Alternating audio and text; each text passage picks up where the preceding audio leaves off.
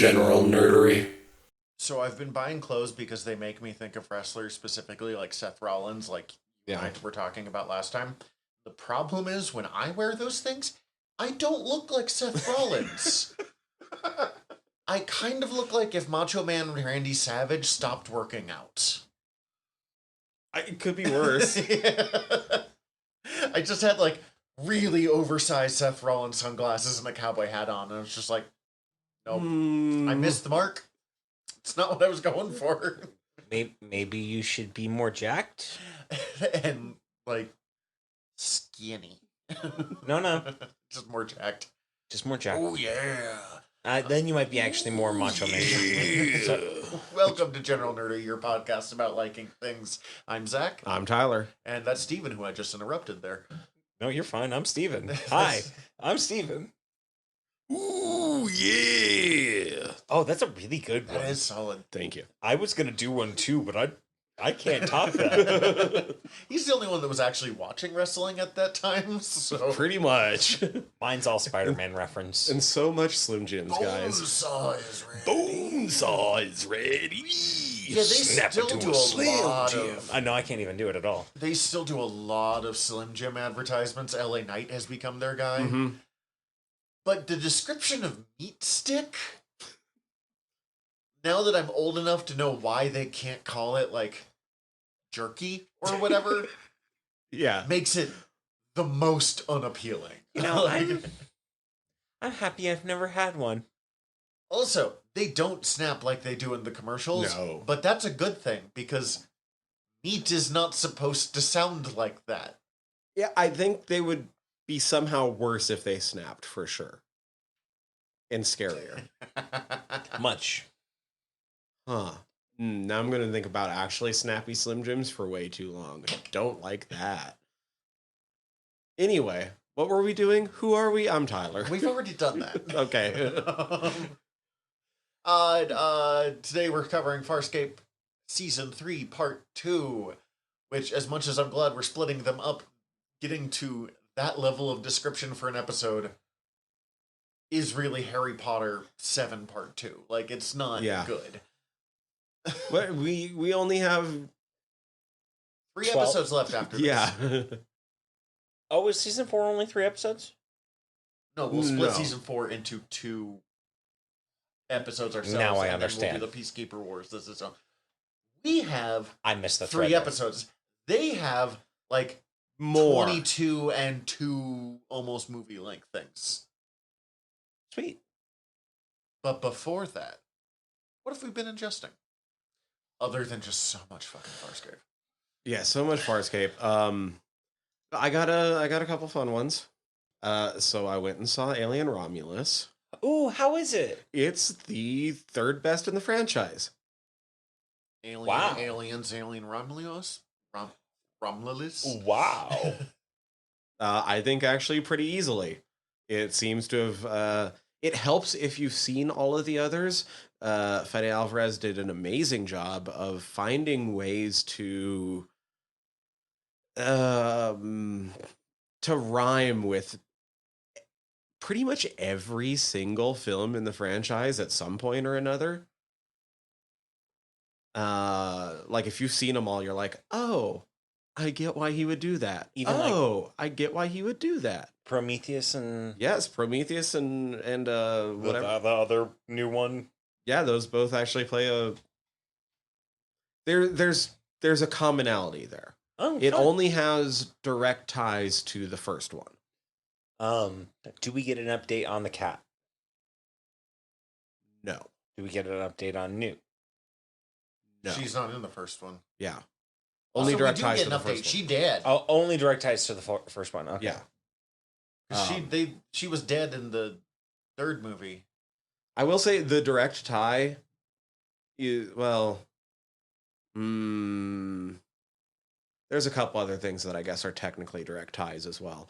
The main direct tie that has the most screen time is probably the thing that bugged me the most about the movie. I guess minor spoilers just to bring up this one thing. Like, there's a CG Ian Holm robot. Yes. Okay. Which it doesn't, like, that actually makes a lot of sense, and apparently, like, his family was, like, super cool with it, and his widow was like, no, he would have loved this. He really wanted to be back in the franchise in some way. Like, Yeah. it's just that it looks way too CG for as much screen time as he has. That's always a risk. Like, and it Tarkin in Rogue One. Exactly. And it kind of sucks because, like, the robot has sustained damage. So, like, if they would have just extended the damage to his face a little bit more to, like, cover up There's some ways of you could have that, worked around this a little bit, yeah. I think it would have worked a lot better. But that's, like, the only thing that bugged me. Otherwise, that movie fucking ruled, guys. Like, it's so good. Hell yeah. Although Fede Alvarez is fucking great. Yeah, you were pretty confident about this one. Yeah, I mean, yeah, Fede had done in the past the Evil Dead remake and, like, Don't Breathe. And even though I didn't like Don't Breathe 2 as much, like, also that one. I think Don't Breathe is really good, but I don't like it. Yeah. I don't like it. It's got an ick factor for me. But it's definitely good. But fucking Evil Dead, we've both talked about it multiple times about being one of the best, like, remakes. Yeah, as far as we can think. It's like the remake that people don't bitch about, which is insane because it's the Evil Dead. Yeah, I want to check that out. Yeah, it's super fun. I dug it all the way through. I don't know. It just felt very true to Alien. Oh yeah, and it kind of does.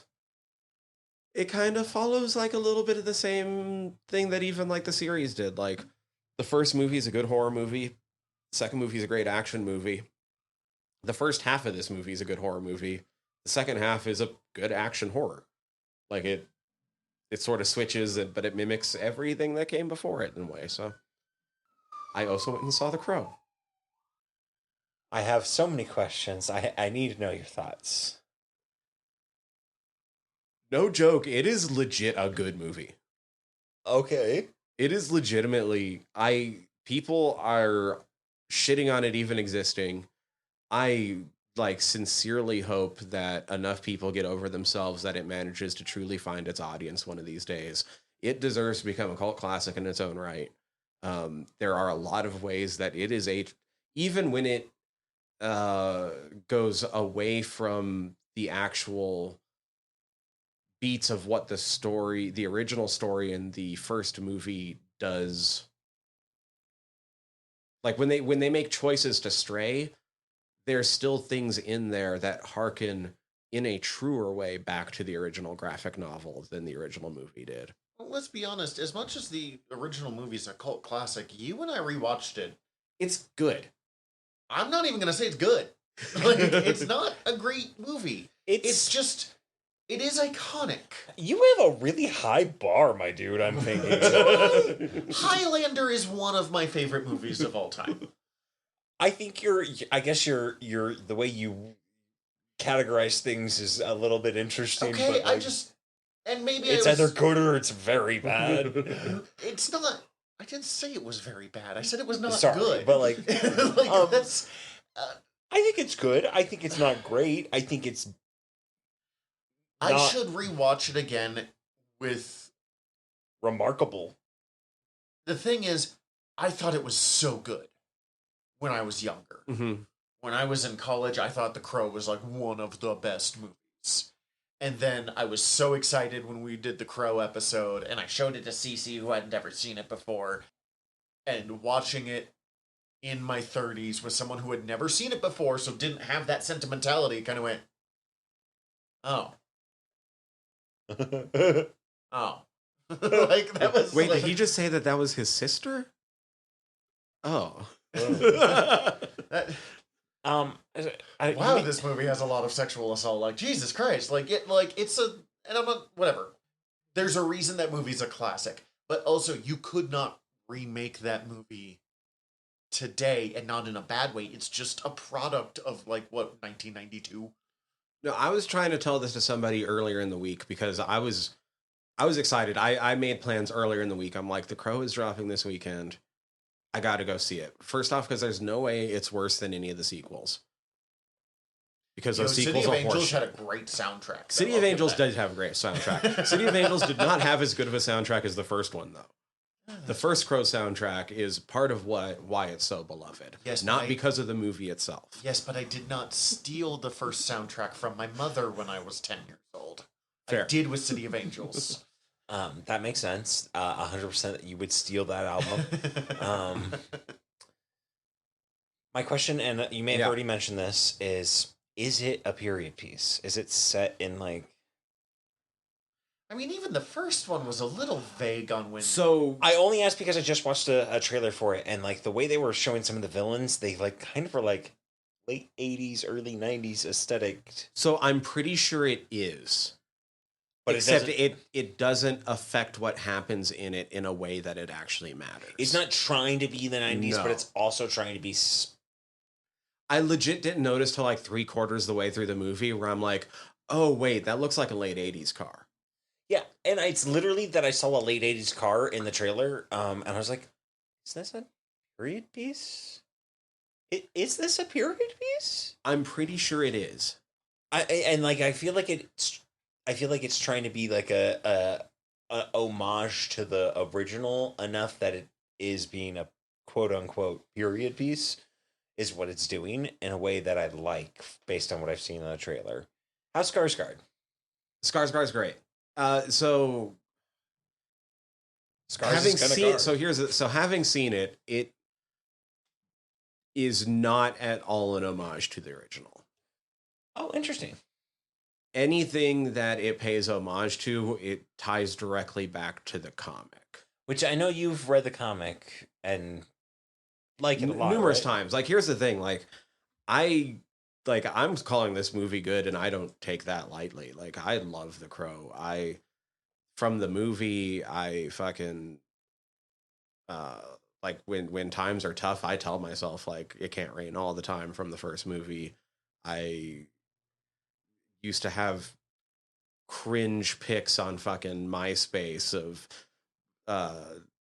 wording from the panels of the comic written across my arms. Like, That is the most fan of the Crow thing. Like, yes, like such a perfect like moment in time for the way that the Crow connected. Because like the Crow was a cult classic movie almost immediately. Like it did terrible in theaters, but those that were into it.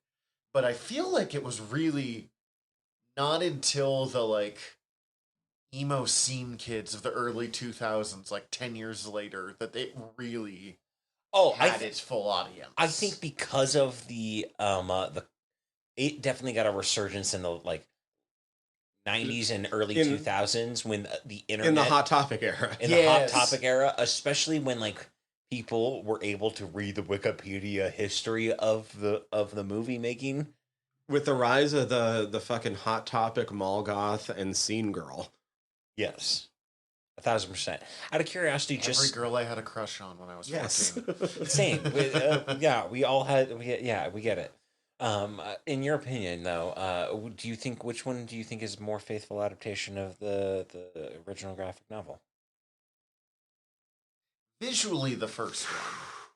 So that's tough because the first one, other than the way that they change like Top Dog and stuff, or Top Dollar, what's his?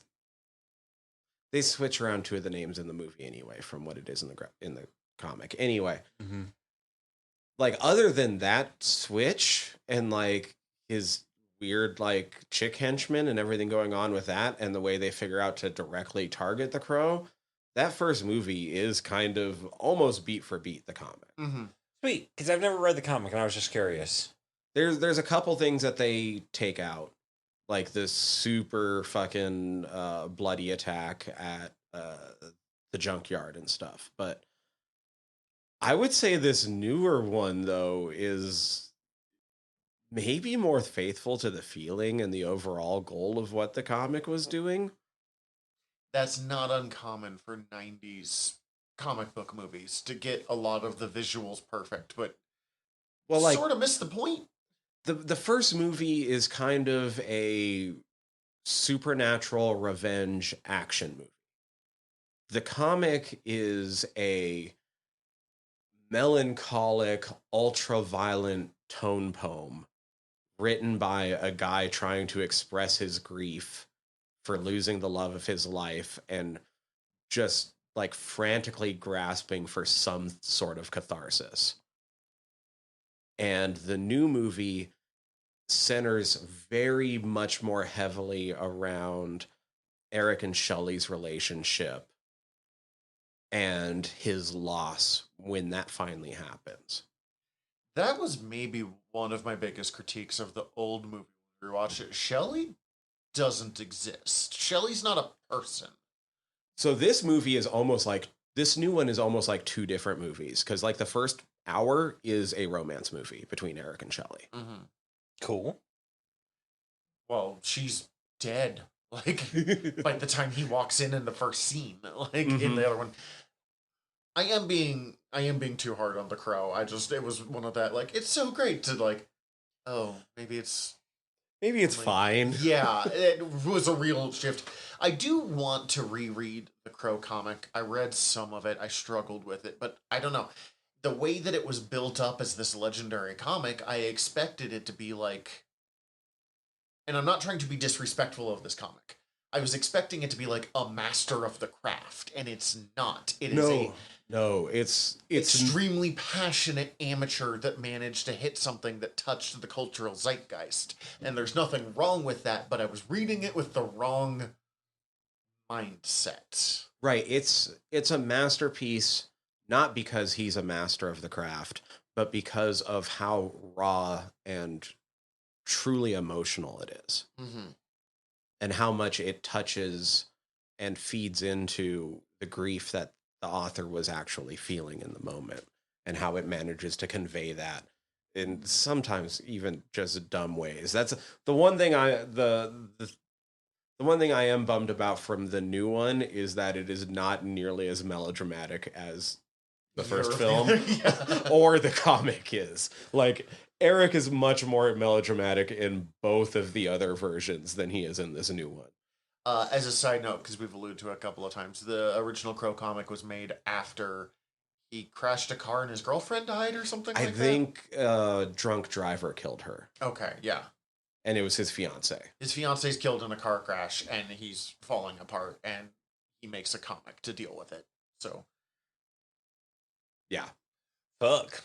Yeah, that's just an important aspect of, like, if we're going to discuss The Crow as The Crow and not just that movie we all smoked weed to in, like, 2010, that's just an essential part of the, like, legend. And I think the last time you told me that my response was fuck. Fuck. I truly very much enjoyed it. It's hard for me even at this point to say which one's, like, it's honestly kind of the better version. The first one just hit at the exact right moment to be the more culturally relevant version. It's iconic. The first one is iconic. This one does not scream, from the trailers at least, iconic. Yeah, I watched the most recent trailer that just dropped, like the one that's like in theaters now type trailer, the very last one, and it was a lot better than every other trailer we had seen, because the first trailer we had seen and we talked about on the trailers episode was weird, and I could not tell you who that movie was supposed to be for. Like, it didn't look like it was going to be made for, like, nostalgia play of people who were fans of the original one in any way. And, like, this one just looks now cool. It's not as good as this. Like, I really enjoyed this movie. It's not as good as the comparison I'm about to make, but it felt comparable to the Luca Guadagnino Suspiria. Oh. Okay. I feel like this movie, if they didn't call it The Crow, and they had just, like, I don't know, it's pretty crowy crowy or something. I'm just saying, it's very crowy. if they had tweaked like 3 things so it wouldn't be The Crow, all of the people who are complaining about it would be like, this is the perfect movie in the spirit of The Crow. But because they said The Crow, the same ones are like, you can't possibly change something 30 years later. Also, I'm also just because I saw it again earlier today. Like, I'm so tired of people pointing out his fucking the patchwork tattoo designs and liking him to Leto Joker. Because especially like seeing it when it's just a still picture, you can pick it apart all day long. Seeing him in action, like it, Bill Skarsgård fucking melts into that character, and it just looks like a person in front of you. And it's not so much different than fucking Post Malone or Jelly Roll. Right. Yeah, okay. The weird. Like everyone points out the one bad example, but like legit, there's a bunch of other people sporting those fucking patchwork tattoos right now that nobody gets on about. Like, it's fine, and like I said, he melts into the character, and you're like, oh, I get it. It just it makes this character more complete. Like this is I get this Eric more rather than him being this too cool for school rock star that suddenly had something bad happen to him. That was just Brandon Lee. Like, I don't think Brandon Lee was a strong actor. He just died during an iconic movie, and we've just been like, No, legit. I feel like I was in the bag to go watch it, but I felt like I was going to be kind of a rough audience for it, and everything about it read as The Crow to me. And I'm super happy that it exists. I will watch it again and again. Honestly, awesome. Jesus, I just took up a ton of time mentioning those That's things. okay. I have but like 4 seconds worth of stuff. I also started watching Jujutsu Kaisen. What's this? It's an anime about ninjas, I think.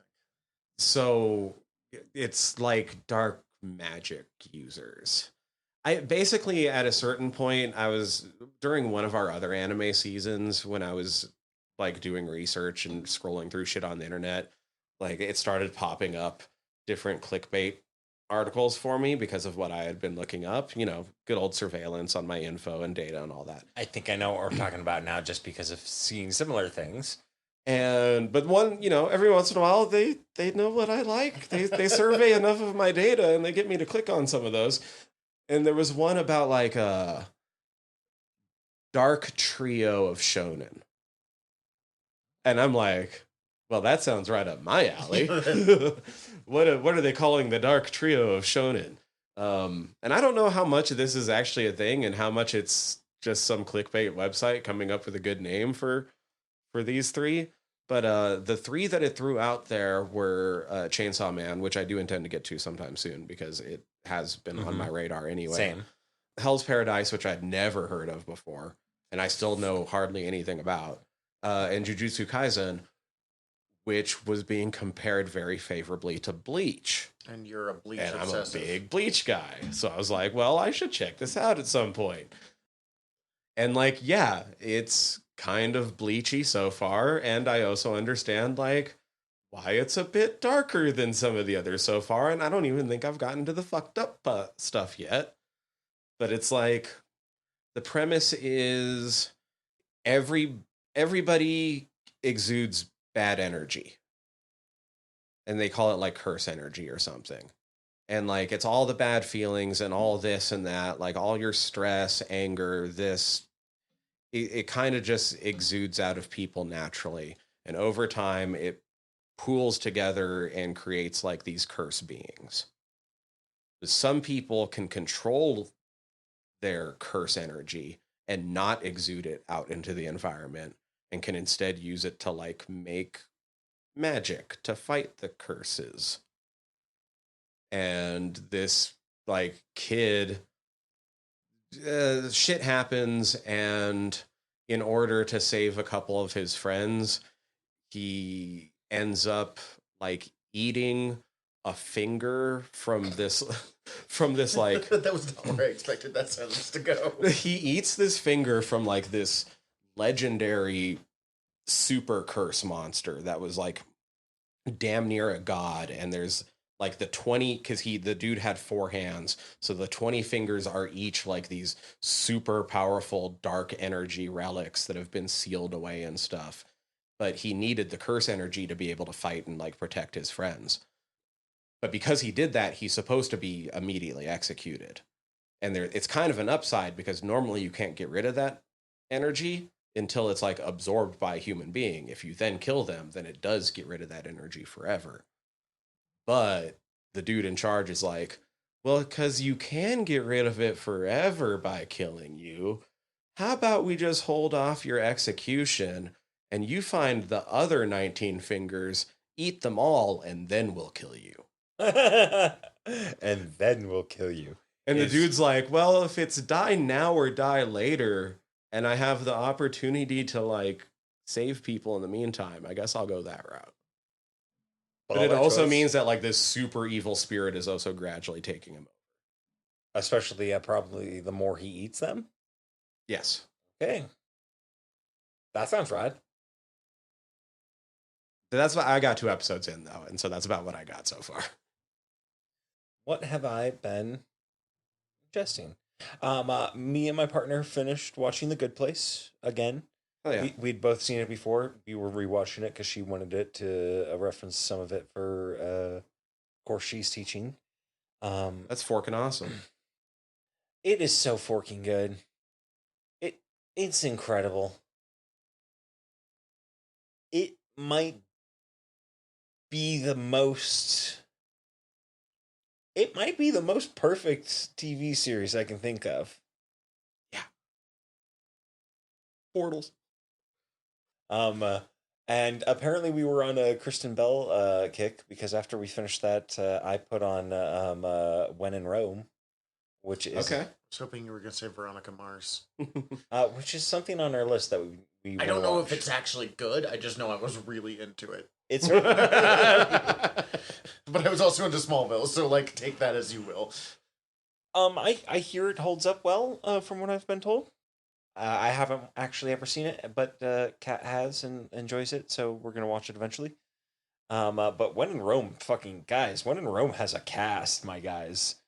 Danny DeVito, Dax Shepard. Okay. I for some reason it's Will Arnett. I always want to call him Fred Armisen for some reason, but it's not. Will Arnett is in it. The guy from Napoleon Dynamite. Which like Napoleon like Dynamite? Napoleon Dynamite and Pedro. Oh, Efren Ramirez. Both of them. And like it's a bit because like he's playing like a Chris Angel style street magician. And Pedro just shows up and he's basically, I'm pretty sure, dressed as Pedro. He's just there and he's like filming a magic stunt for him, and it's just like a bit that they just cut to him. It's like, hey, he's here too. It is very silly, very weird, like a loose magic rom-com from the mid 2000s, late 2000s. I can't remember. Josh Duhamel's in it as well. Okay. He's the main love interest. It is. I also feel like there's someone else. Who is the main witch in the original Witches? Angelica Houston. She's also in it. Thank you. And some other interesting actors, but it's fucking weird. It's a fun rom-com. I'm pretty sure it's streaming somewhere. Yeah. And then also I've been playing a lot of this really fun indie game that I found through Tumblr that is really saps a lot of time out of my Marvel Snap. We know. No, it's I've not been playing as much Marvel Snap because I've been getting lost in it. It's called Zuika. It's on itch.io. You can play it for free, and it runs on mobile and it runs on web. And it's one of the games where you just like drop a little thing and it combines with similar things, and then they make a bigger little thing. Bigger little thing. This description is incredible. And then, but you have a limited amount of space, and it's just like, so it's like this one's all cute animals. So like a little bee combines to make a little mouse, to make a little bird, to make a cute little cat, to make a little That's not the way the birds and the bees work. To make like a hedgehog, to make like This is why we need sex education classes. a raccoon to make a sheep to make a cat to make a dog, a real cute little like Shiba Inu dog, to make a cute pig that reminds me of Waddles from Gravity Falls, and that turns into a bear, a blue bear that's real cute. But it's mind-numbingly playable and very fucking distractingly playable, and that like I kind of just like laid down and I was playing a lot of this while I watched Farscape. In all honesty, it's not complicated, but I can play it while I do things like watch Farscape. So good place. When in Rome, that Marvel Snap. I feel like there's something else, but if I it's not that important. There's always something. I don't know. My wife has been sick, so we've been watching stuff, but we've not been watching anything that will like matter if she falls asleep, kind of thing. Yeah. So we watched WrestleMania 38, which is from like 2022. It is the last WrestleMania from when Vince McMahon was still like running creative and stuff.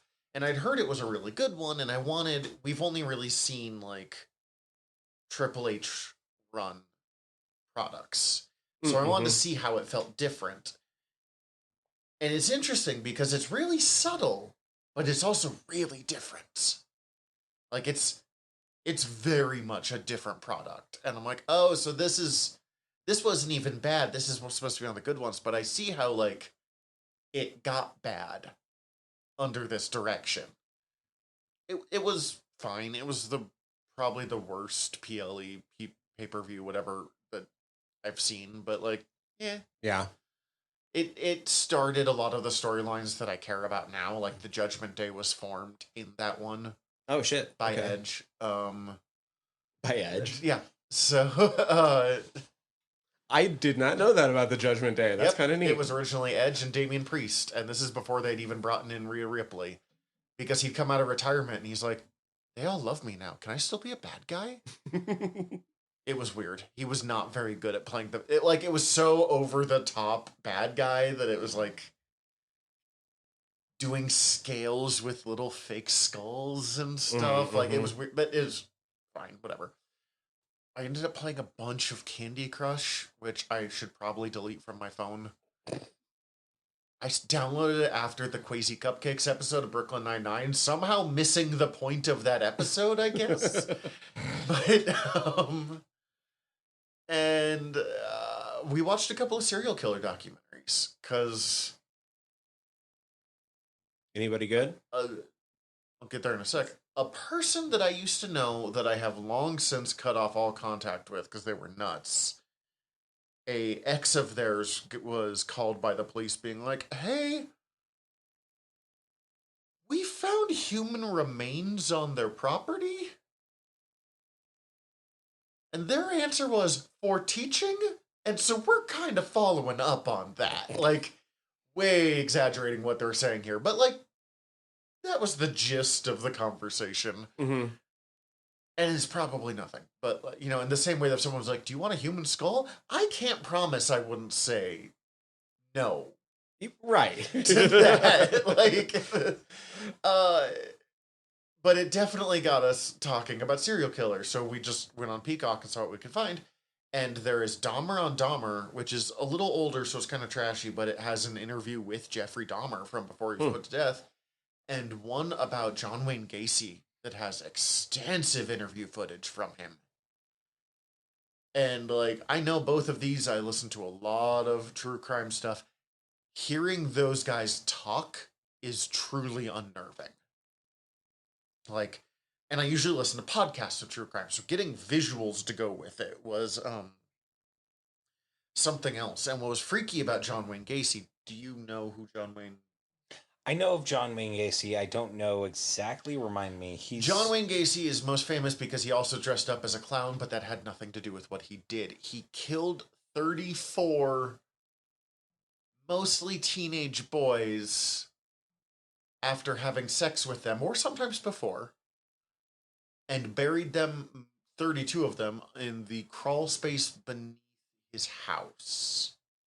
And he dressed up as a clown adjacent to this. Yes. That was just like a side gig that he did. Yes, for but the money. man who dressed up like a clown killed 34 boys and probably more.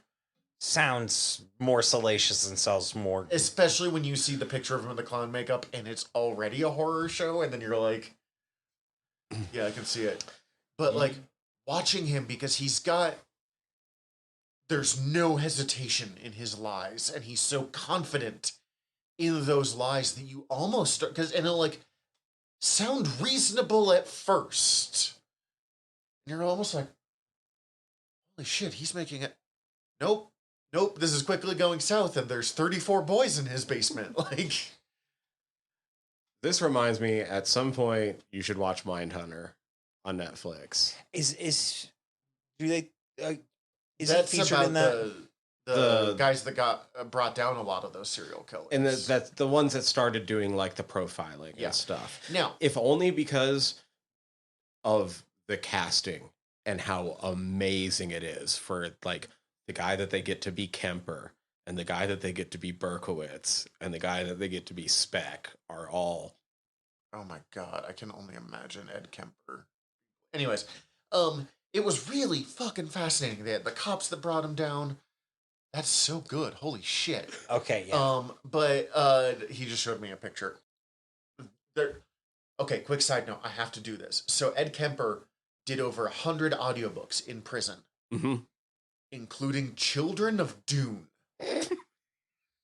Wait, what? I didn't know that one. Yes.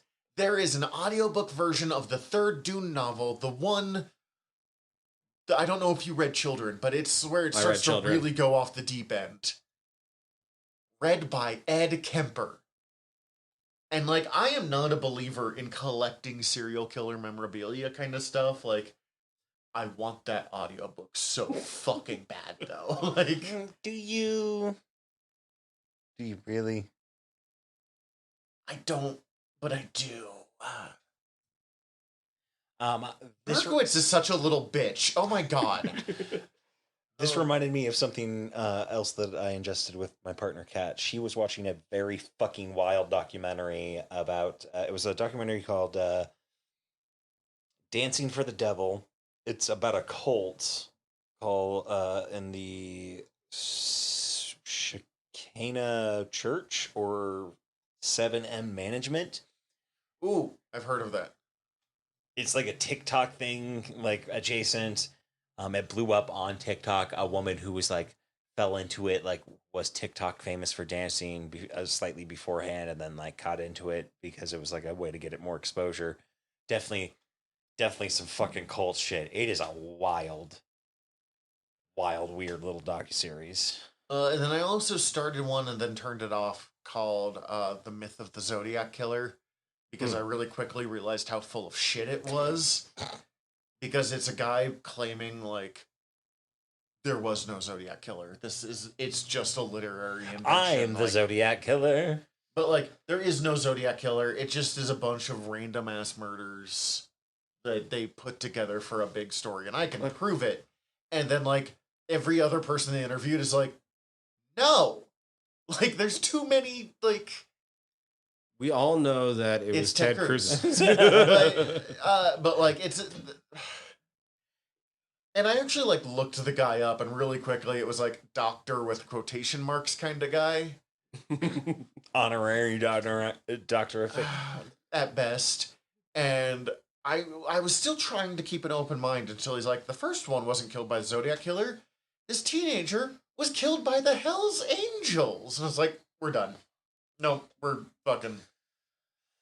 I'm not defending the Hells Angels. They're a deeply problematic, but they did not kill some random kid in a malt shop because he, like, was mad that drugs were being sold in his high school. No, come on. Like...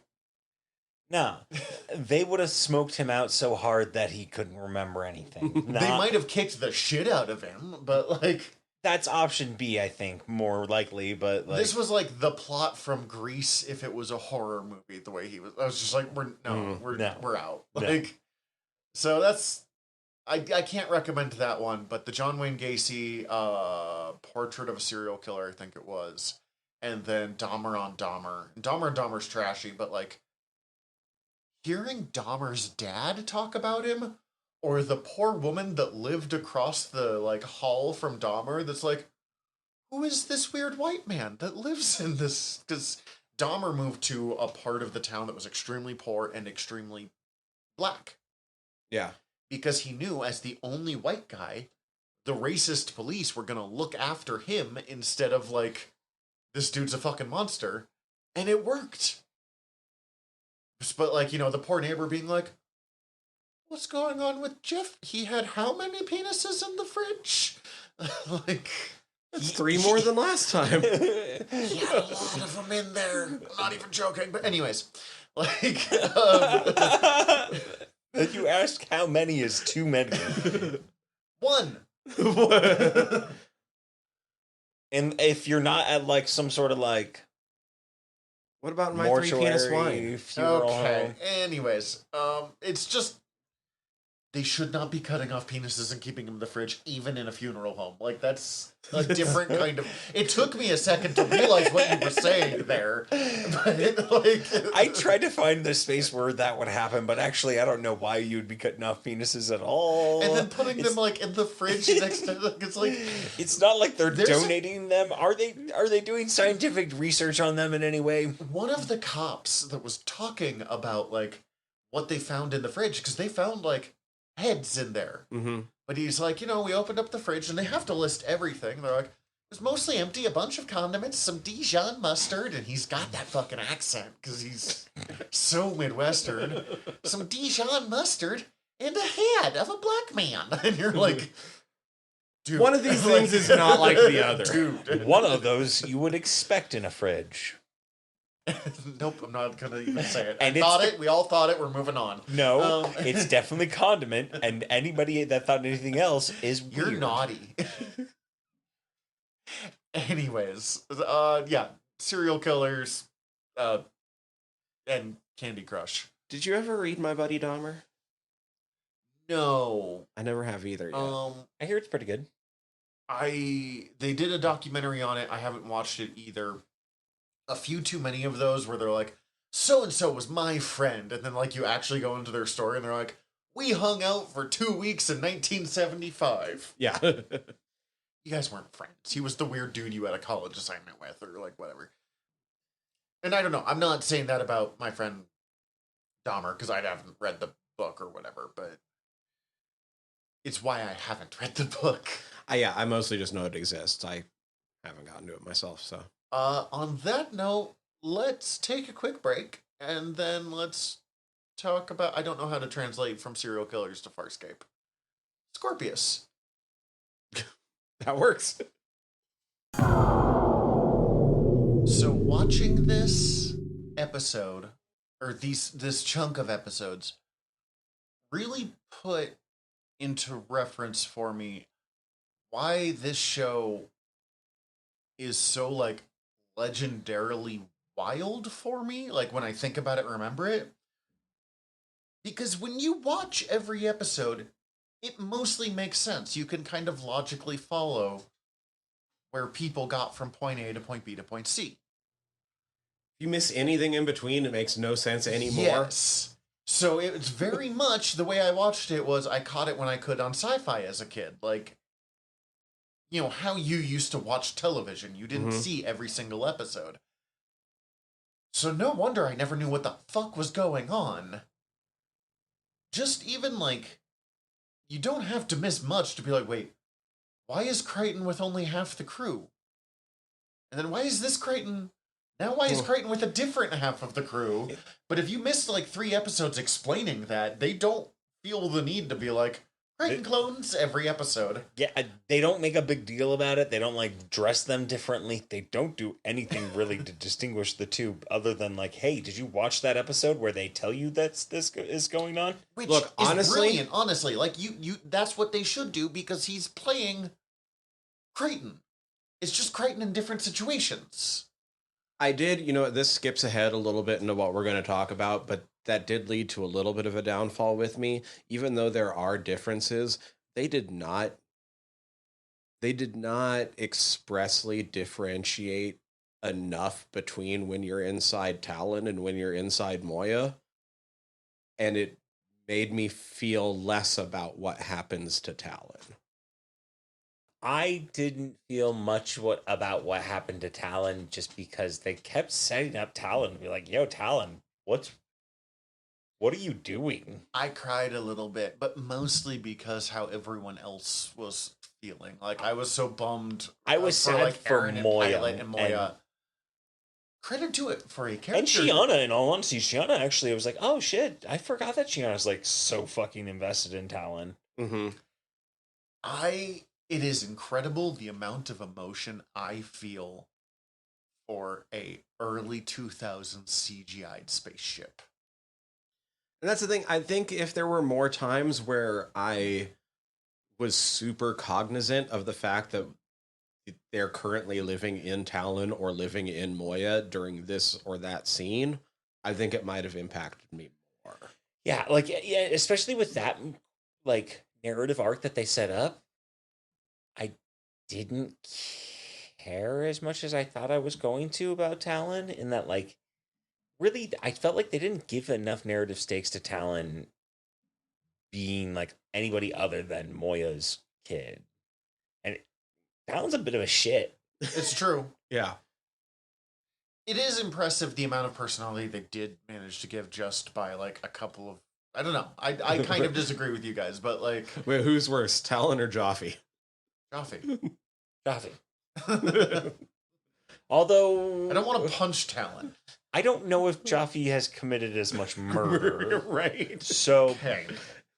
On that... That's a good point. Talyn has a baller look. Big old cannon. Wins in that category for sure. Doesn't make me feel uncomfortable to look at. Baby pictures aren't horrifying. They both use their cannon in unfortunate times. Very good point. But I don't know how many people Joffrey has murdered. Okay, so less. Obviously it's way later in the thing, but if we are going to talk a little bit about what happens to Talyn, that scene done by Crace is really good. Oh yeah. Mm-hmm. Like, something before we get too much further into this, I do want to point out the season. Well, no, so we got so used to talking about all these people and had brought up their names so many other times in all of the other episodes. I'm pretty sure last time I forgot to mention that Tammy McIntosh is playing Jewel. Oh, thank you. Thank you.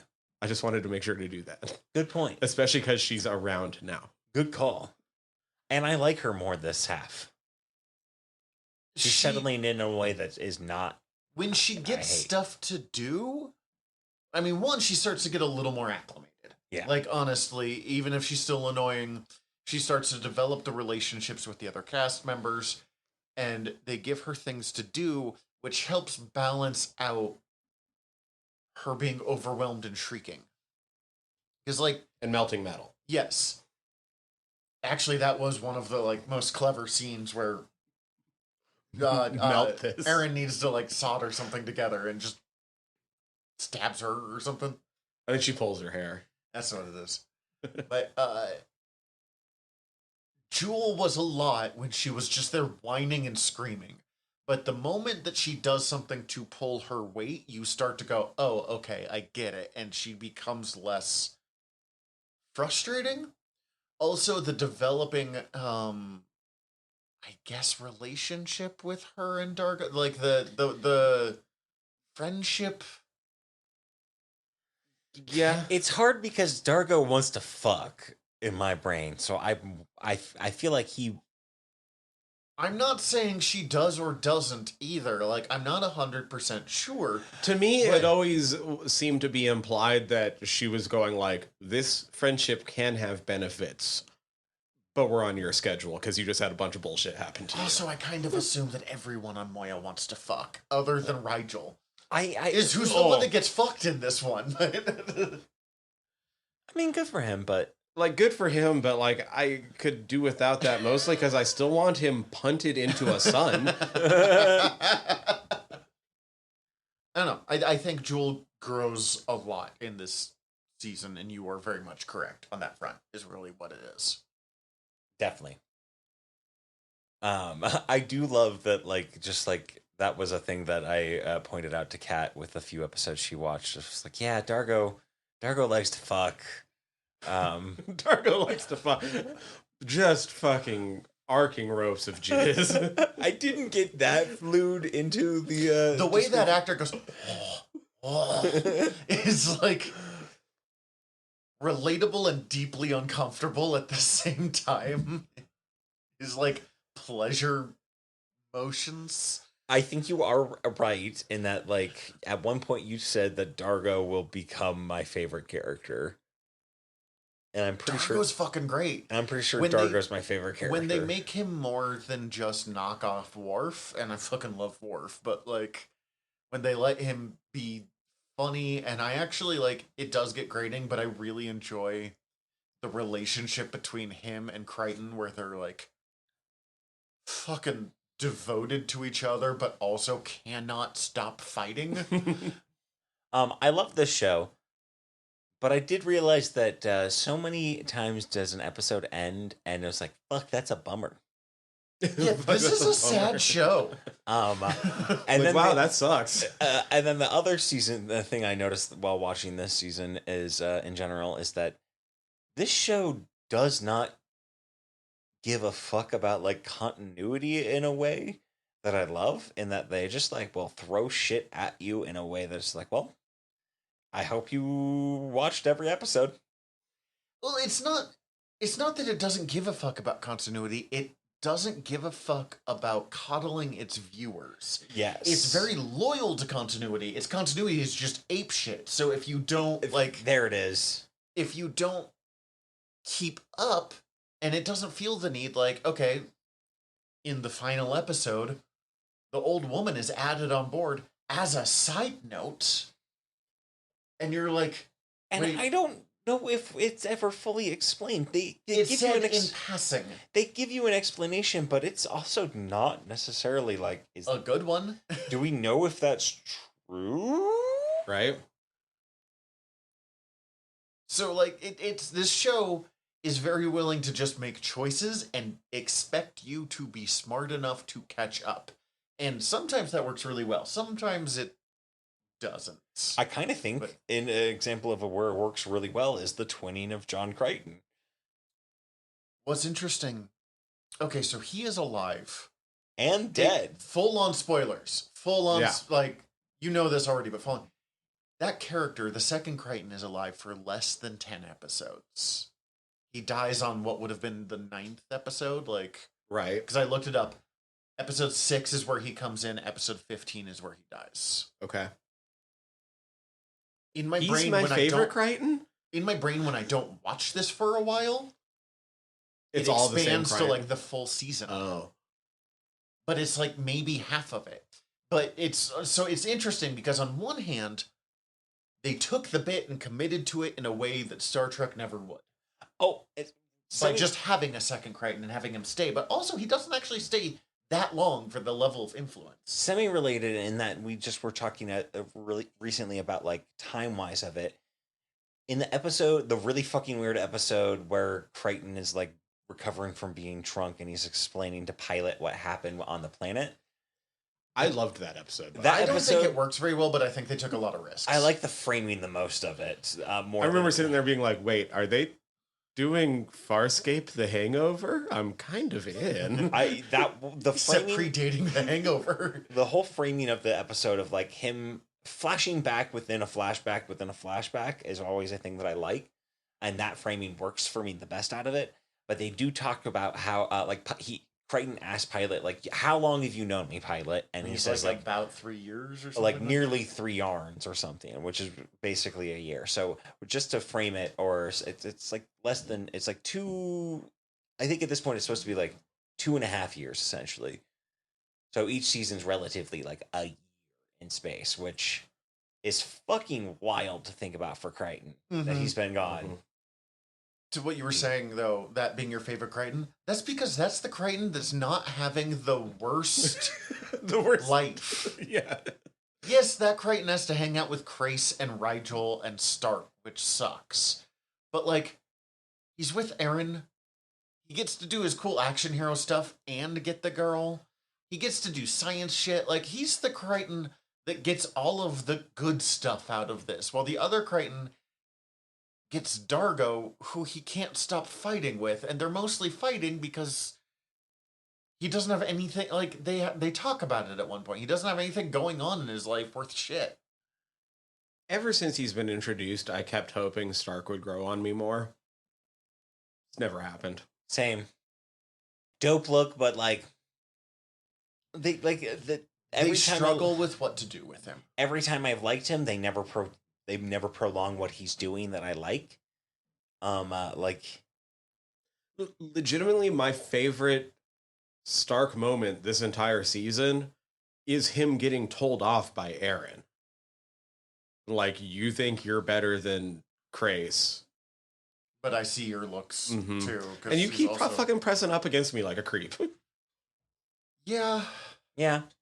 Yeah, there's moments like that I definitely I liked when he started becoming the pilot and was like losing his mind. Like, it was fun. That was the best part of that episode for me. That episode was a bit of a drag for me. It did not stick. I will say what works. Okay, so it's an episode in it where a mist that's going out that's basically part of Talyn's endorphin system. So it's making everyone respond to their like most basic impulses.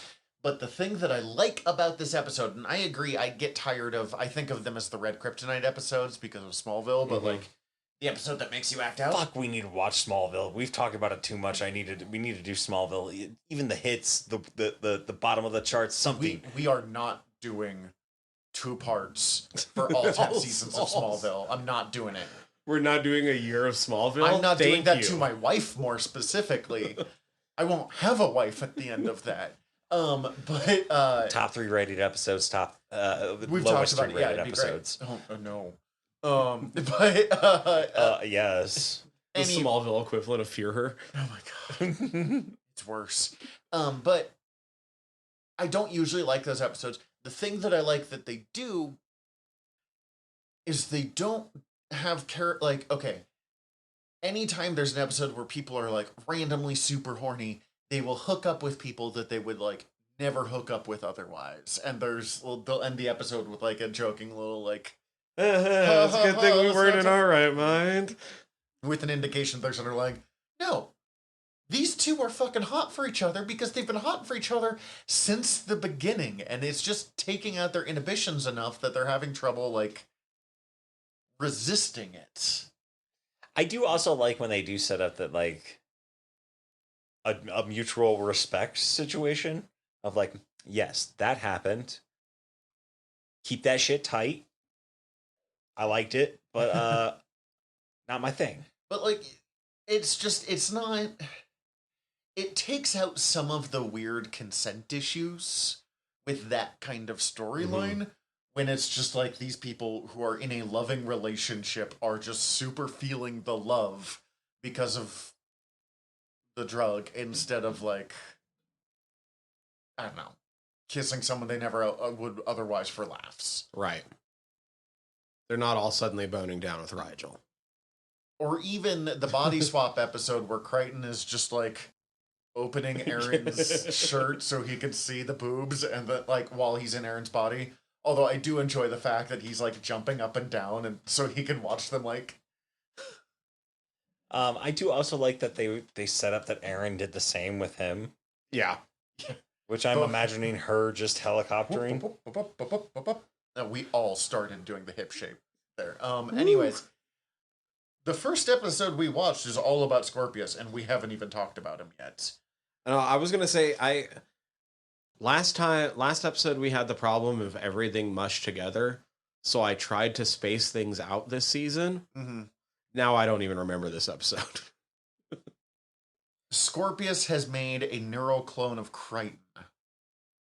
And because he can't get to the information, he's like, I'll just make Crichton. Oh, this was hideous young Scorpius flashbacks, yeah? Yes. Which, oh god, he's so unsightly. Like, how do they get him from there to where he is? Where like even Scorpius like 1.0 is still pretty fucking janky, but like baby Scorpius is oof. Oofa. Woof. It does a thing of like, oh, he's got a point behind it. It's not just like his background is really tragic and there's reasons that he fell to fascism. What I like is, even though it makes, that version of John more sympathetic, there's never a point of like, yeah, you were right to become a fascist murderer. Like, oh, I get why you're such a monster. I understand it, but it doesn't stop the fact that you're a fucking monster. I do remember also being very thankful for the recap at the beginning of this episode, because although I remembered their importance, I had completely forgotten what the ancients look like.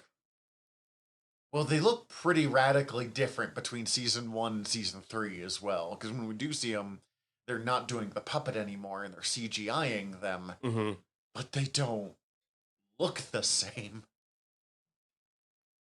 I don't have, like, Scorpius's background was interesting. I don't really feel like it gave me anything that I didn't already sort of have. I knew he was half Sebastian, half Scaran, and that he hates the Scarans because of... No, I mean, I think you've already hit on it. Like, it doesn't... The episode doesn't apologize for who he's become, but it does give you an understanding of where that all came from. Mm-hmm. Yeah, it's like, oh, I have more insight into why you're a monster.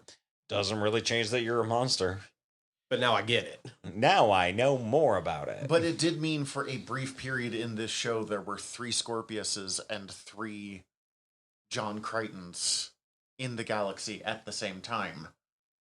Because they're the 2 Johns and they each have a Harvey neural clone, and there was Scorpius with a John Crichton neural clone.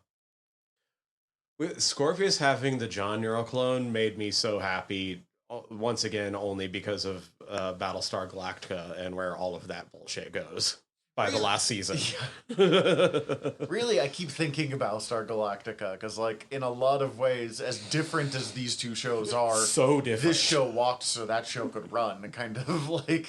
So different, yet there's these little connecting threads where you're like, oh, this definitely primed the pump. Like, then we have the... We talked about it recently. Dargo and Crichton are telling the Hangover story. And we don't need to go episode by episode. I'm just kind of flicking through. This episode was fun in the, like... That was the next...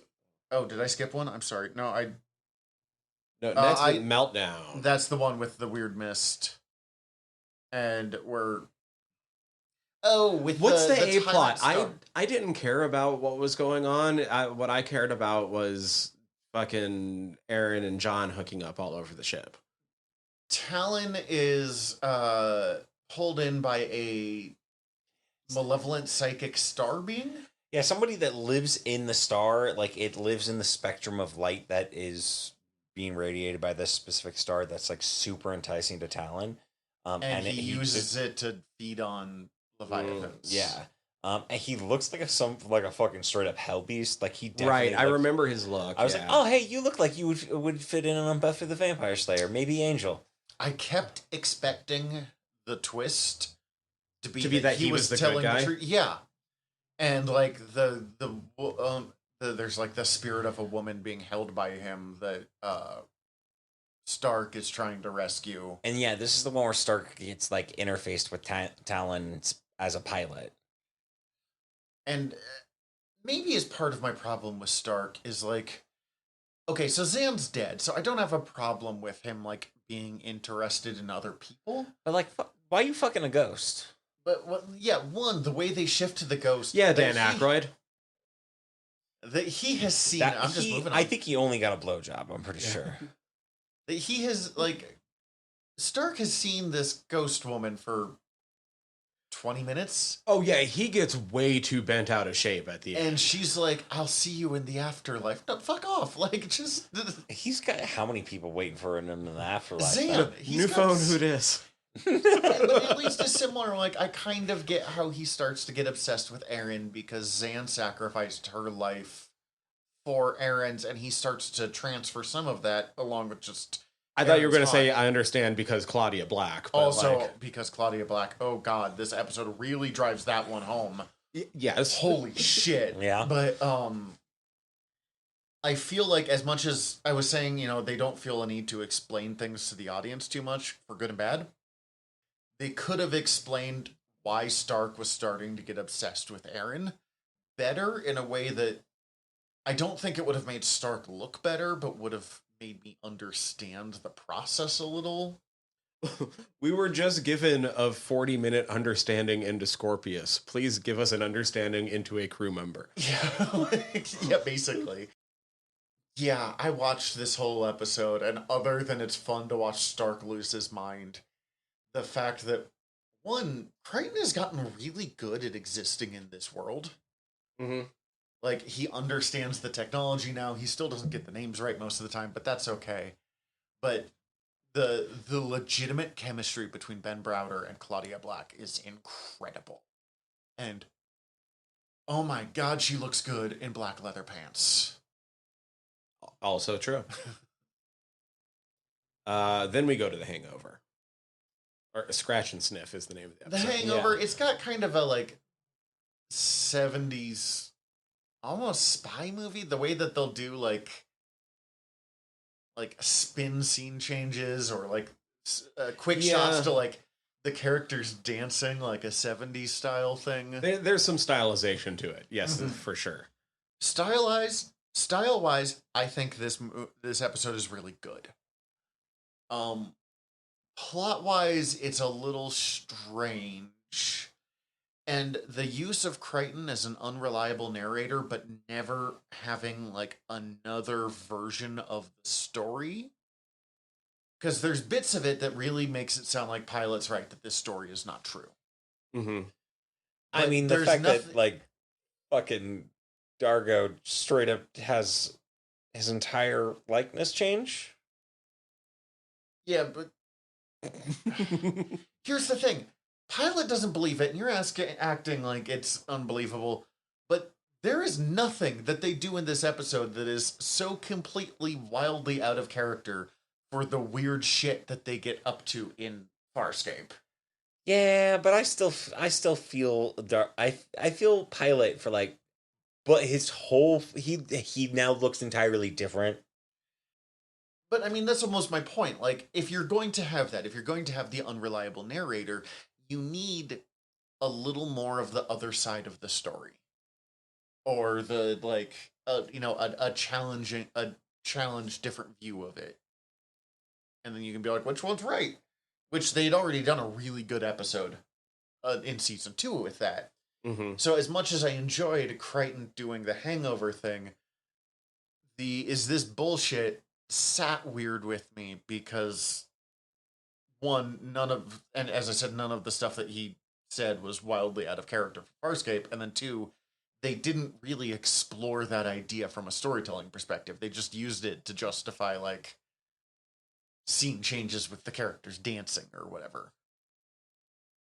But the episode was fun. I was about to say, I think it's the episode that I had the most fun watching in this stint. Might be the funnest episode, but it's also, like, I feel like the main A story of it that Crichton is telling is kind of fucking boring to me overall. We talked about this with last season, that it is increasingly, like, the A stories, they're not usually terrible, but I'm not watching Farscape for the A stories. I'm watching it to see whatever weird shit Dargo's up to this week, or, like, Chiana, or any of them, really, but... Or to see Chiana. We all know you're there to see Dargo and how much he fucks in those thick hot robes. Thank you so much. Yeah, the A plot's a little weird. There's a strange man that may or may not be kidnapping, like, and I do appreciate that even Kidnapping women and siphoning them into drugs. I appreciate that even Crichton's like, I have no idea what's happening in this. Like, and the weird little kind of bug woman manipulating them into helping. Mm-hmm. And at the end, like, she's lied to them so many times that he really still doesn't know what the point of any of this was. But he's also Crichton, and he's been through that so many times at this point that he's just like, yeah, okay. Fuck it, whatever. It's over with now. I can go. But, and the idea of that people, and we've seen this in other episodes and bits and pieces, people think that this crew are legendary space heroes. You know, she has that bit where you're like, you're the great Crichton and Dargo. You blew up a command base, or you knocked over a shadow depository. You blew up a Gamma base. You blah, blah, blah, blah, blah. I expected you to have weapons galore, and you have one gun that might not fire.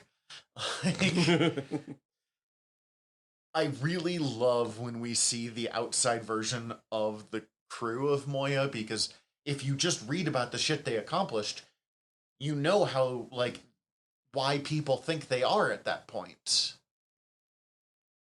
But we've been watching them, so we know what they actually are.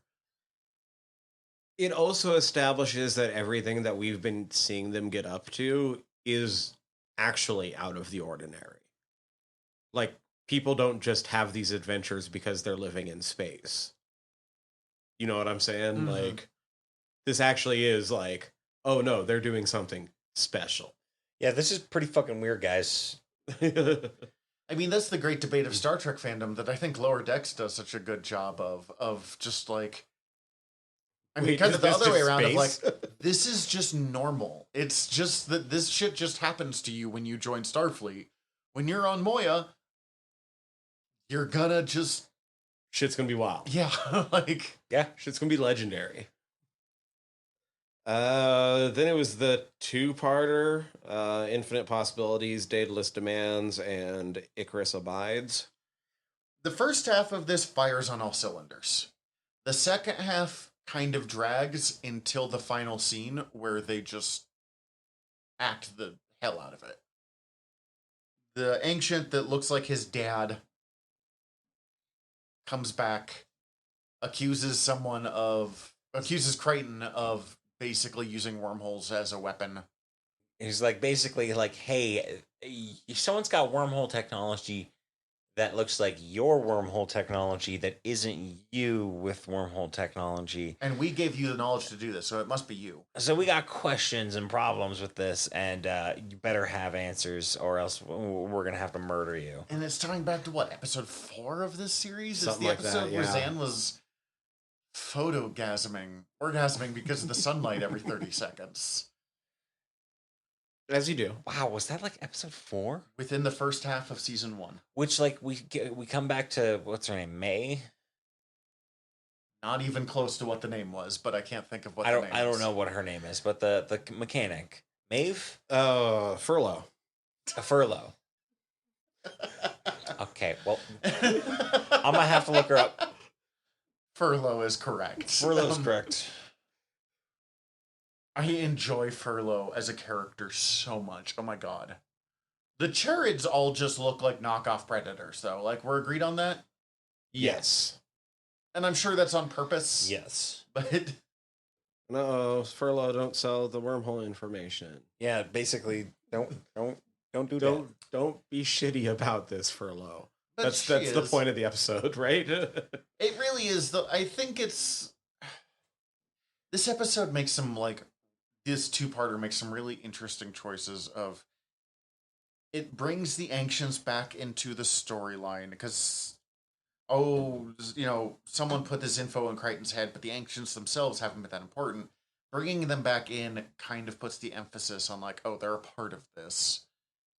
And it really starts to show why wormholes are wanted so bad. Because we're like, oh, you could turn this into a weapon, but you don't really understand what that means.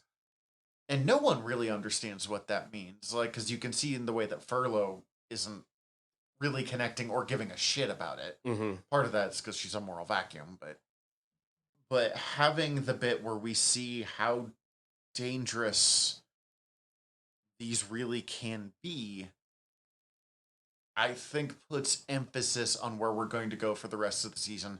that you couldn't land otherwise.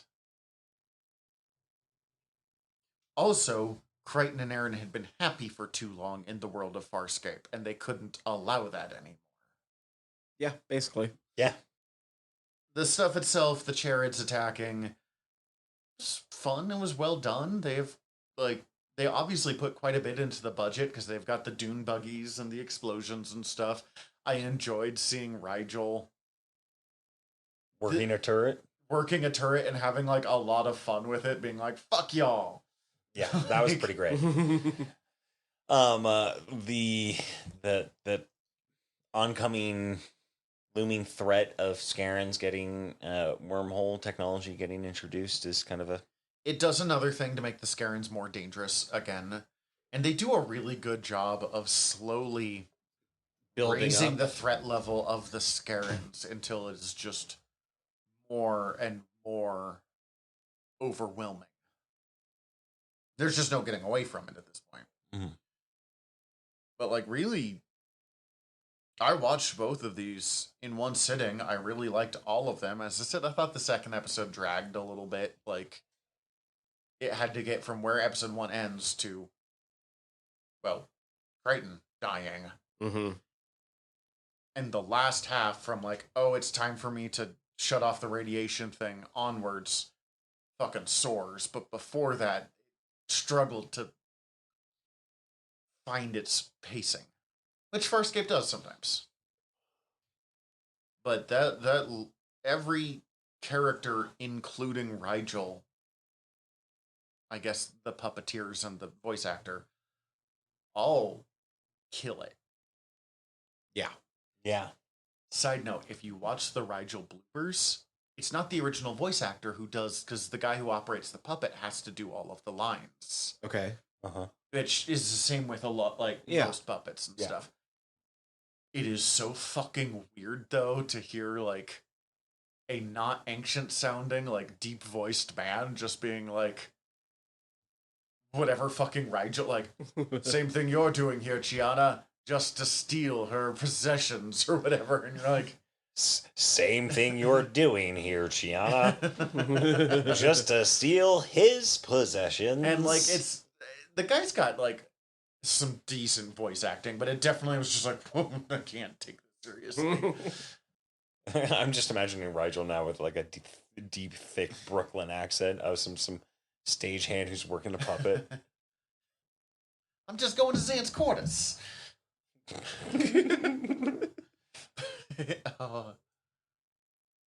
Call me Domina. To get back, I know it's a like moment of Aaron's grief, but after Crichton dies and she like puts the blanket over her and like cuddles up with him, creeps me out. And you know, and I'll make myself cry even just thinking about this. If my wife dies in my bed next to me, I'm not promising that I won't have a moment. But like, I'm just like, that's a deeply irradiated corpse, Aaron. Like, There is so much radiation. Oh my god. did I break you there? Yes, because I didn't think about that at all, and that's very fucking funny. Oh my god. Oh, not to spoil the end of the season, but her baby's gonna be fucked up. No, it's all great acting. Like you said, there was parts of that the second part where it started to drag. The ending brought me back in. It sets up for a much more interesting next episode, though.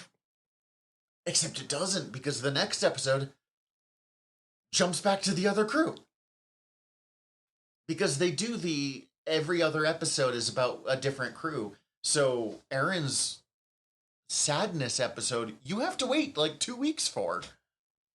Oh, but the next episode though is Revenging Angel, Which one is Revenging?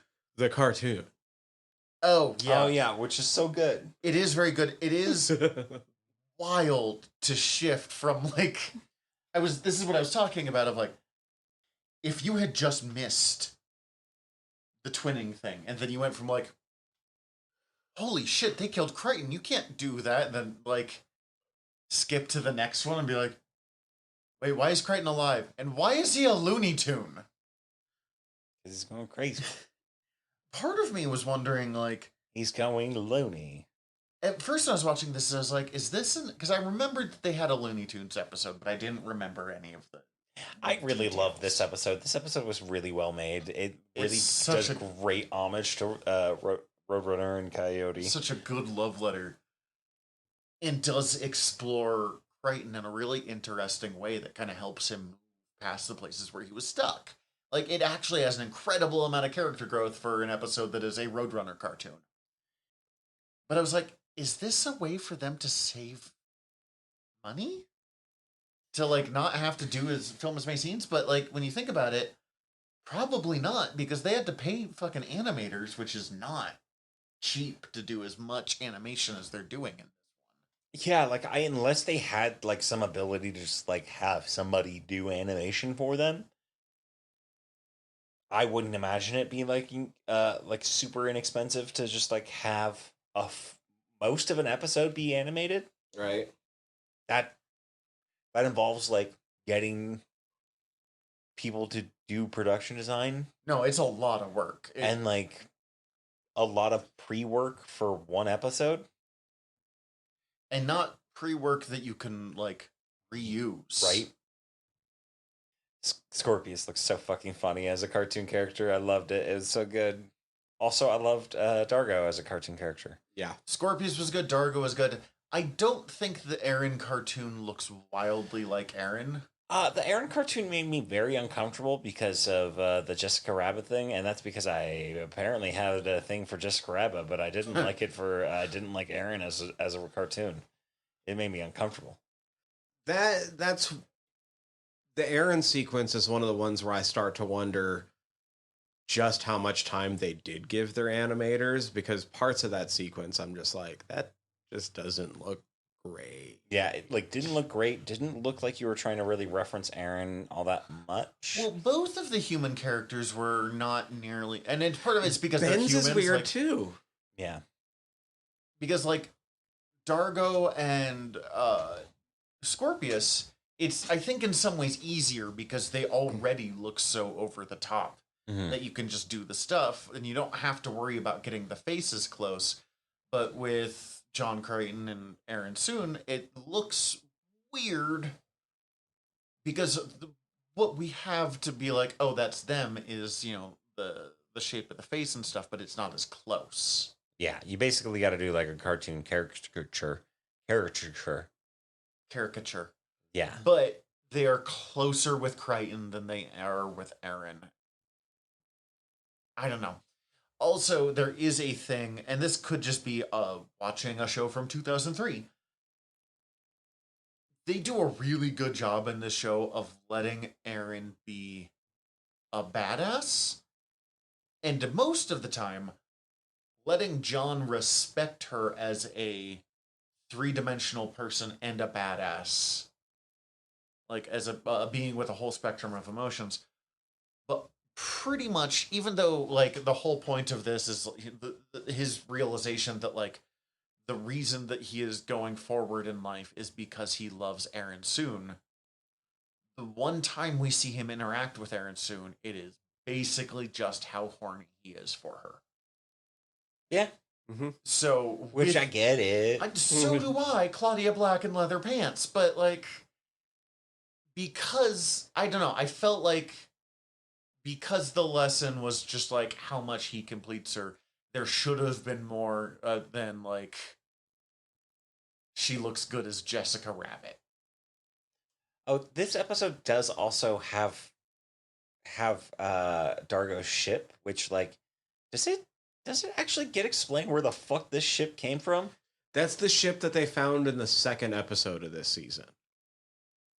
They found it way early on. I fucking missed it hardcore. Because this show doesn't have a problem. Just they found a ship.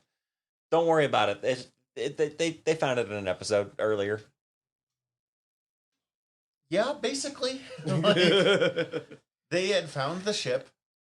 They mentioned that he took it with them because he recognized it somehow. I do appreciate the explanation we get about Dargo's relationship to the ship, and part of, like, Dargo's been so angry, even for Dargo lately, to the point that some of his reactions almost didn't make sense until he's talking about the fact that, like, his whole life has been after finding his son, and that his son was a little douchebag. Who fucked his person that he was going to start a He farm was with. hoping to get married to this girl, and she was so stressed out about the idea that she banged his son to get out of it. His wife is dead. He's accused of her murder. Like, He lives on a ship with his ex-rebound girlfriend. not even necessarily rebound girlfriend either. I mean, though, as but, far like, as we know. He still has chains in his fucking sternum. Yes, like, or his collarbone. the moment that he starts to talk through it, you're like, wow, your life sucks. Like, Yeah, Darko, that sucks. It makes perfect sense that he would connect so much to the ship because it is the only thing he has that he can, like, pour that emotion into. In the same vein, it makes sense that Crichton is being kind of a pain in the ass because the one thing that's been keeping him alive is his love for Erin, and she's gone with another him and his gun and his notes. Not the module. He has the module, but everything else. I mean, nice he gets to keep the module. And the notes he knows, he can just rebuild that. Ish. That's really not how notes work. Like, I mean, I'm pretty sure that's how his notes work, in all honesty. The more we find out about this episode, he could just rewrite his notes. yeah, cartoon episode. Then it's Aaron's. Yeah. And, oh, real quick on the Yeah. cartoon, we have a really nice, like, bit at the end where I think it's Dargo's floating in space and John is sitting in the ship, and they're just, like, separated by the window and completely unable to, like, talk to each other emotionally while in the same room or even looking at each other, but are, like, apologizing for being shitheads to each other and, like, touching through the glass. Like, oh, you guys are so close. Like, you can almost pull it off. Where noise have been, my friend. Yeah, like, very Star Trek reference, but also these two, like, macho men that can't just admit. But yeah, then we get Aaron's grief episode. Which is, for my money, the best acting in this episode that Claudia Black's done in the entire series. She truly looks like a shadow of herself this entire episode. It is one of my least favorite episodes. It is easily Claudia Black's best performance. And I hate how undercut her performance is by the A plot of her dad mom is, and mom. It's not even really her dad. Is it not her dad? No, it's not actually her dad. Oh, that's it is right. It's a con man hired by her mother because her mother can't handle that she failed to catch Aaron and like that her life is basically a lie. I normally don't give this harsh of criticism, but like her mom's acting most of the time only ranges from serviceable to bad, and it really takes me out of any just talks like this. Any emotion that should be gathered from that relationship and where it goes and how they interact. I don't think Zalek soon.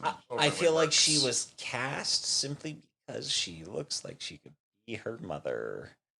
And that is it. Well, there's bits where she does have okay acting. The bit that we see in the past where she goes to like Aaron in her sleep and is like, I want you to know that like you're a product that of love. 10 seconds is probably the best she does. Yes, it's fine. She does a good job. Like the line's a little hokey, but it's for the needs of the scene.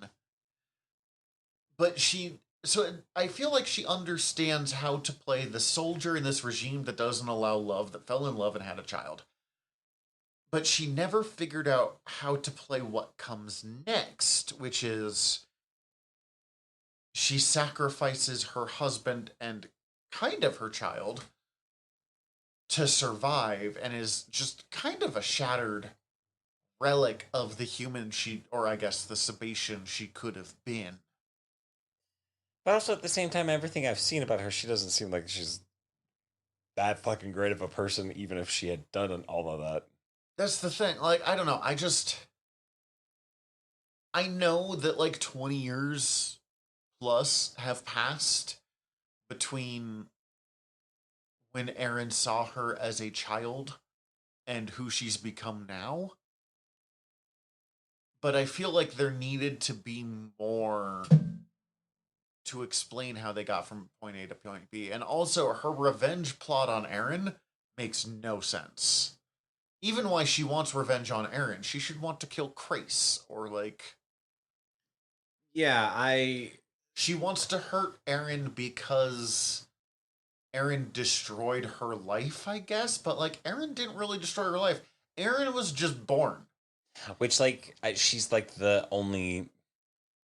Like, she's the choice that she made that destroyed her life, I guess, is the rationale. I guess Xalix could have brought us to that point better, and I would have not been more understanding or forgiving, because, again, what an incredibly douchey move. But, like, but also, kind of runs with the universe. The like, fucking, everybody here is kind of terrible in the long run, except Pilot, Moya, and Dargo. The more we learn about Dargo. Yeah, I think, everything with Xalix soon just hasn't worked. Yeah. I feel like they were wanting to do more and it just kind of fell flat at any point that they've done it. Yeah, I don't know. I feel like there was probably intended to be more of a storyline here, and for some reason it got cut short, or they just realized that they didn't have room for it, or what. I just don't. I feel like there should have been more to this. But we do get, again, as you said, incredible acting from Claudia Black. Mm-hmm. And Aaron Soon, just like wearing a dress, like the way that she's sitting so differently from who she is. Because when we see her before, when she's with Crichton, she's dressed pretty hot, but it's still like a relatively like comfortable hot. It's a pair of pants and like a tank top. Yeah. It is something that makes sense for the character. And when we see her later, after she is trying to recover and she's around the other John, she's definitely taken steps backwards in her clothing. She's wearing like a turtleneck a lot more. It's much more like what she was wearing in the earlier season, like season 1 of the show. She's kind of going into a shell to like protect herself. And then here, she just doesn't even know who she is anymore. Her clothing is in a completely different realm, to the point that like there was a moment where she was walking and it was like a behind scene, and I was like, it took me a second to realize that it was Aaron. I should have known that ass. That's America's ass. But, that's Australia's ass. But like, even Rigel has some fun stuff here, and it's not wild character growth moments, but I do appreciate that like Rigel really likes Crichton as much as he's allowed to, from whatever it is that makes Rigel. It's one of the few moments that I think we get genuine emotion from Rigel, where he like raises all up that high, and he doesn't have to do this. He's doing this because he cares about Aaron and because he cared about Crichton. Even later on, he's in the final episode where Crichton's like floating in the thing and he's remembering what people are saying to him as goodbyes, and Rigel's was like, of all the lesser life forms, yours has become my favorite. Which is such a Rigel way of being like, yeah, you're okay. Cool. But also, like, I did have the moment of like, why is Crichton clearly your favorite of these people now that Zan is gone? Although it might be because I think Crichton, I mean, a couple of things. One, Crichton's the only one who tolerates him. Crichton lets him get away with a lot more shit. Crichton looks the most like a female Hynerian. Oh my god. Crichton lets him get away on You're with the very not wrong, and I don't like that.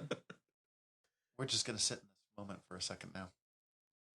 But Crichton is the one that lets him get away with the most shit in some levels, but also Crichton is the one that calls him out in some of the least abusive ways. Like at the end of season 1, where he comes back and Crichton, like, you can have my stuff when we inevitably die thanks to you, and really calls him out of like what a shithead he is, but also like gives him a little kiss on the top of the head. Look, it's a scene that happened. I don't know. I think Crichton is one of the people that treats him most, for lack of a better word, like a person, like a human being, and not just the terrible little toad thief that he is. Yeah, I'd be treating him like gone off of the ship a year ago. I but know. I agree. We know, punt him into the sun. We get it. Yes. Agreed.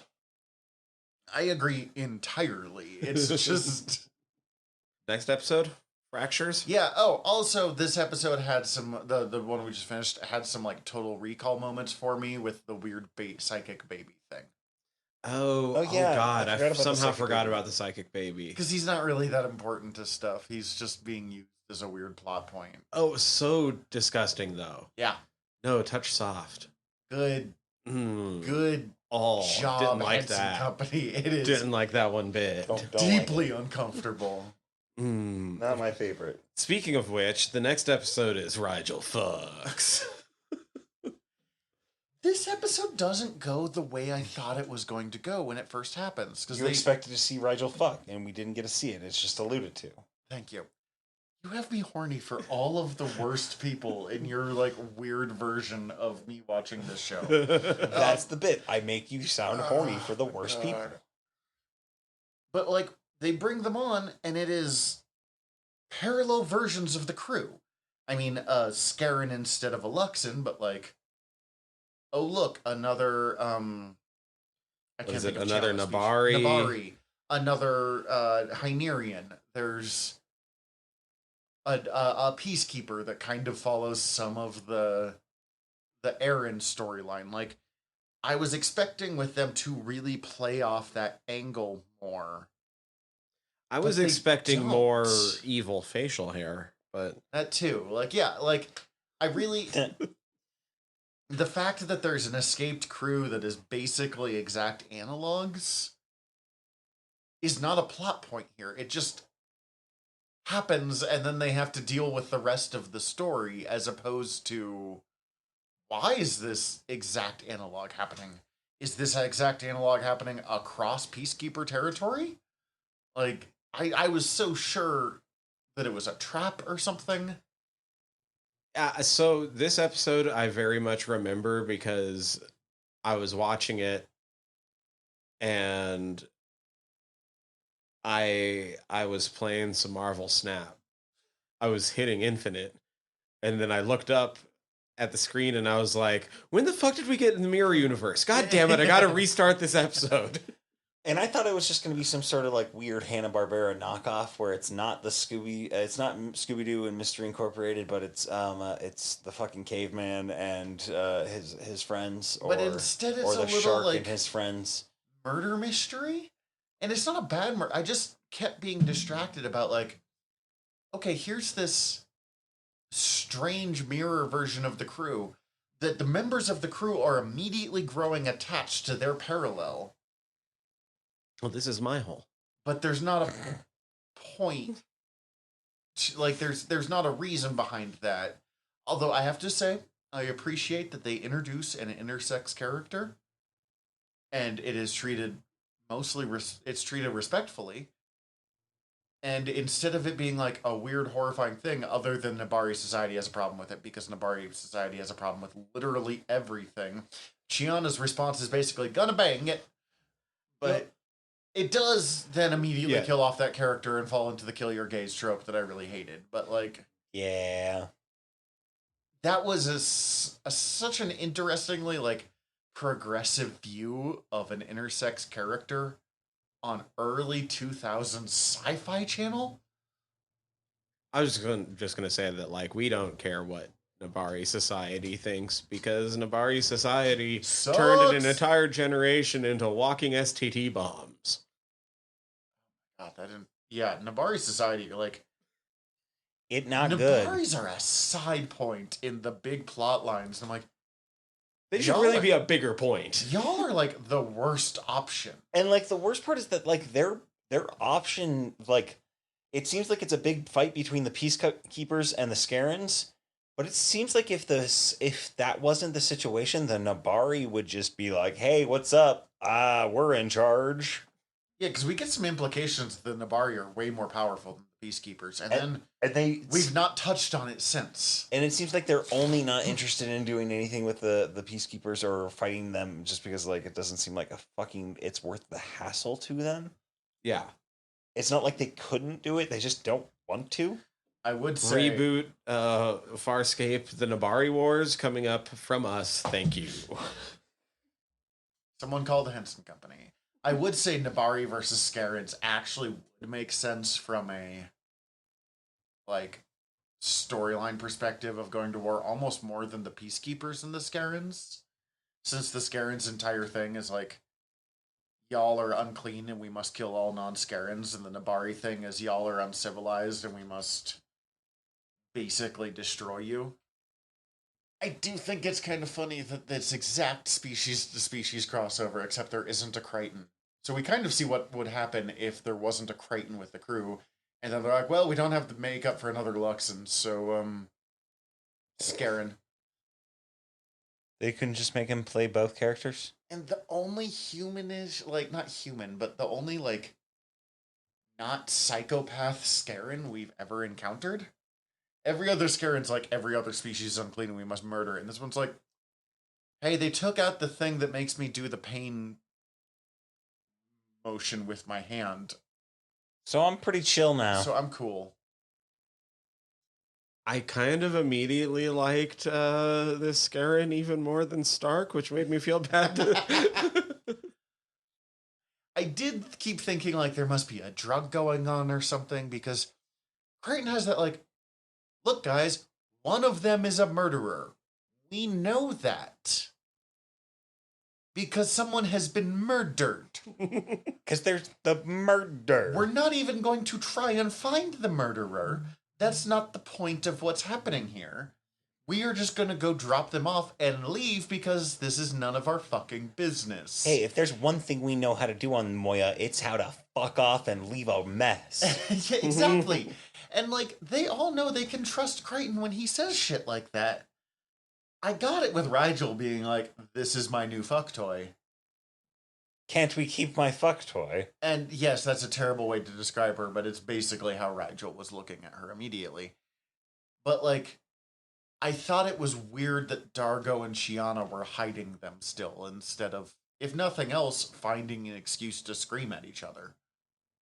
Yeah. Also, there's the weird, what is the species called? The Bulong or something like that, that can... Oh, yeah. Oh yeah, it's like they have a mess of an alien that It like, got blown up, but you can, like, reassemble them. if you reattach the vital organs quick enough, it'll be fine. But it's Boolite?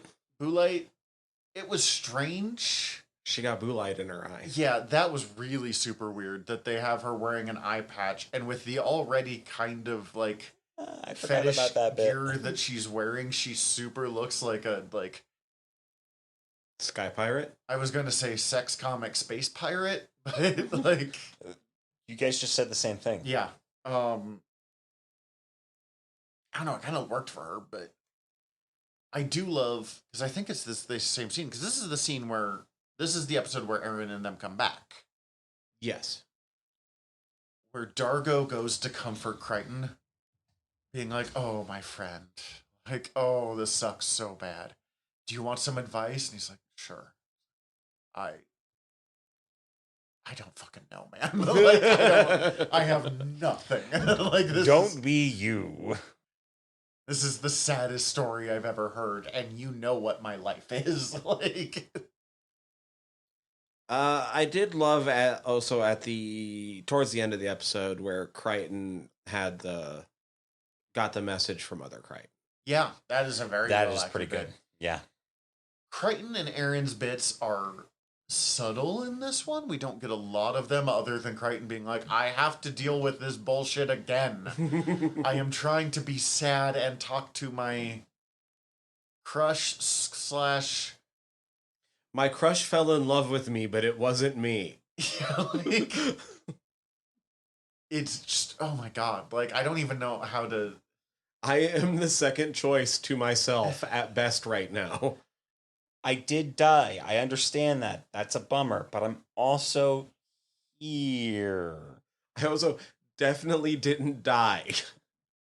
This one didn't die. But Crichton's moment at the end and the bit where he decides, like... Because throughout all of this, he's had one of two goals. Either Aaron or getting home. Although getting home has been increasingly less important to him as he goes, just because he's acclimated so much. Like, I don't think he has a choice. But having the point of, like, I'm done running, I need to stop Scorpius is... It felt like such a big moment for him. Well, that scene, it's a big moment for him, but that scene is also important for the way that it starts to bring the crew back together, because Aaron had overseen the conversation that he was having with himself. And to me, at least, it was implied that her seeing that fundamentally it's the same guy, as evidenced through them the both rock, throwing paper, scissors, is what sways her to being the first one to go over to his side. Yeah. And the rest of them know how big of a deal that is. Well, and they also have a thing, because I think this is this the same episode where she's like, you're him? And he's like, no, I'm not. I missed the boat. Like, where he's acknowledging that it's... Because as much as it's the same person, it's not. They've had divergent experiences. They were the same person up until this point. So I guess at the core, it's so... They both are and aren't the same person. It's such a fucking headache to think about, let alone to talk about out loud. He didn't die, so he's not the same person. But also, that Crichton lived a whole life and experience and did die. So, like...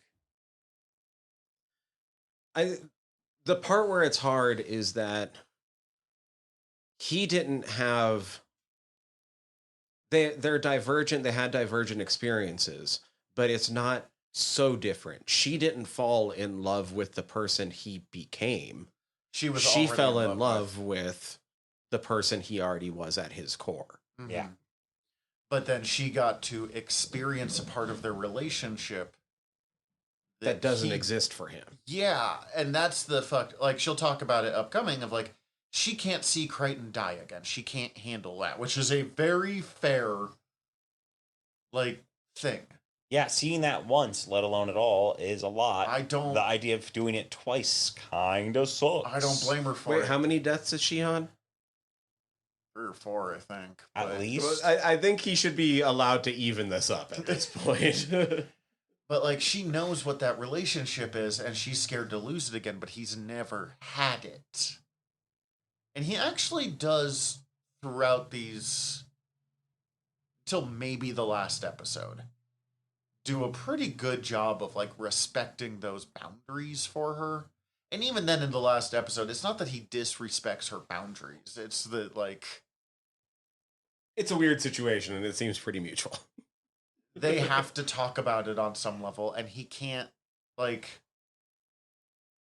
He can't abandon everything that he cares about just because the other Crichton died. He can't not be Crichton because the other Crichton died. Mm-hmm. They decide to go on the command carrier and actually work with like...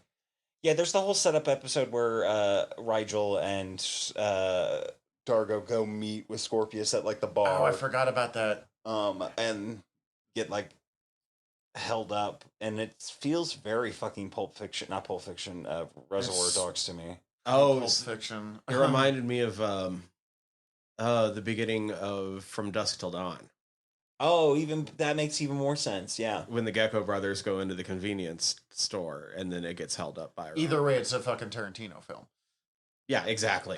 Um, Which might explain why I don't overly care for this episode. But like it's interesting, and I respect that they decided to put like the major B plot is basically like this random diner owner's girlfriend. Like the amount of like the amount of attention they give her is so weird to me. Yeah, like also like just for what she brings to the table, I'm like, you're not bringing enough for how much we're seeing from you. You seem distraught, but also like your boyfriend just got murdered and you're in a life or death situation, and you seem only kind of just distraught. so Are the you in on this? What's going on? I the didn't. lead robber Uh huh. is played by Ben Mendelsohn, Ben Mendelsohn. know that name. director Krennic in Rogue One. The guy with the big cape. Yeah, Fucking great. That's oh my god. which means he's also the fucking Skrull in the MCU. Talos or Yeah. whatever it is. Yeah. Wow. That's really fucking Wow. good. Yeah, I thought he looked familiar. I meant to look up who they were because they both look kind of familiar, but I didn't actually They look were up either of them. very annoying. I just had this. oh yeah, they were terrible. Like, Yeah, like the weird hyena laugh that they were doing. I just had a weird moment of like. I know they have big guns, and I know that not Rigel, Dargo and oh, I can't think of the lieutenant's name, but Raka. Raka. I know they're like connected, so if one's hurt, the other's hurt, but like I feel like Scorpius could have killed both of those immediately without any. I was gonna say, like, I enjoy the beats of how this episode plays out. Like, it's kind of neat having the tension of like, oh god, Rigel can't kill the Peacekeeper because he's attached to Dargo. Yeah. And I felt like it did a fairly good job of setting a tone for like evening the playing fields and setting a tone for Scorpius to start to work with them in like a way that made sense. And I really enjoy Scorpius and Rigel bouncing off each other, which we've never seen before. Right. But despite all of that, I spent most of this episode thinking about like, these guys I'm pretty sure you can just take a swing at. Yeah. I would Scorpius not could've- hesitate to take a Any- swing at one of these Why guys. Any are you other guys taking so episode, long on Scorpius or this? Dargo would have just walked up and bashed their heads together and left. And I like don't, why did Dargo not just kill them? because I missed Raka this. got shot, and so Oh, there it is. or he went down too because he also had the. But I was like, That's right. but he's still kind of functional. He could have done the tongue thing and taken one of them out, and then like. Yeah. Yeah, he could have tongued them both. That's about all I got for this episode. In all honesty, it was a episode where I watched a lot of I played a lot of Marvel Snap. There like I said, needed to be an episode to it. What? No, I just was still on the point. Like, everything about like the beats of the episode are great. Just like those fuckers are annoying, and they don't sell me on like them It didn't actually seem being a danger. dangerous. And I think there is supposed to be a juxtaposition of the level of danger that both sides usually deal with, suddenly having to deal with these two fucking goobs. But, like, Yeah. it just threw me off. And there needed to be a point where, one, they needed to do a point where Scorpius would trust them enough to let them on the ship in a way where they have free reign. So I get why they had to have a setup for this. And they had to have bits where these two learned to have a level of trust, even though they were both immediately going to betray each other. I just don't know if this was it. Like, Which means waste of Ben Mendelsohn. Oh, I did kind of forget that this was the episode that Talyn kills the. Oh, yeah, the and then- medical Oh. ship. Talyn kills the medical ship because Talyn is and fires on Moya Uh-huh. because Talyn can't control the bloodlust. Which like because we need to talk about Talyn. that's a very good joke. But like that's about like the rest of this episode felt so disjointedly, like just like not hitting the right beats for me in a way that like I forgot about Talyn and him committing an atrocity. Like I remembered it, but like I didn't think of it in this episode. Man, it is wildly dark that like Talyn just kills a hospital ship of 1,000 people. and then the rest of the season is partially like, so we have to do something about Talyn, right? Guys, we gotta kill Talyn, right? And basically, yeah, because they're gonna like they describe it as freeing him and convince Talyn to go with it because Talyn's in pain, yada yada yada. But like, Talyn is not going to be Talyn anymore. Yeah. You take out the gun, you take out the program, you take out everything. He is a new person, and that person, for lack of a better term, isn't necessarily like bad or good, but he's not Talyn. And also made out of the corpse of Talyn. Like, So that's gonna be pretty hard for whatever this new person is. if you were to knock me out, erase every memory I have, and then have me wake up and relearn, and there's no way to get any of the stuff back, I wouldn't be me anymore. Don't know what I actually would be fascinated to see what parts would like still shine through, but like, But not enough to have it happen. well, yeah. So like, I get where Talon's coming from, being like, no, like, Could we do that to other you after you've been twinned? sure. That'd be fun. That'd be better in all honesty. How much would it suck if that one was like way happier in life than you? How much, though? how much would it suck if that's the original? The problem with twinning is like, okay, when Star Trek did it with weird transporter stuff, it was a lot easier for me to accept that the concept of an original does not exist. Neither one is the original. Both are identical. And like, even in the same way, but like with the way they describe twinning, even though they're like, no, you're both identical, there is no original. There has to be though, right? Unless there's like, I mean, unless they're like budding. Like I said, I mean, look, I think like we technically- pointed out last episode, like the first one probably doesn't matter, but we saw what happened when somebody gets twinned too often. Yeah. But do like both of them deteriorate? Don't know, but Don't know. the implication wasn't good. I imagine he was eating the original Yeah, I guess so. and he knew how to tell the difference, but that's all I imagine. Then we get on the command carrier. Yeah. Yeah, and it's a Two-parter. two-parter, and then the final episode, Which the kind final, of a fucking wild way to do it. yeah.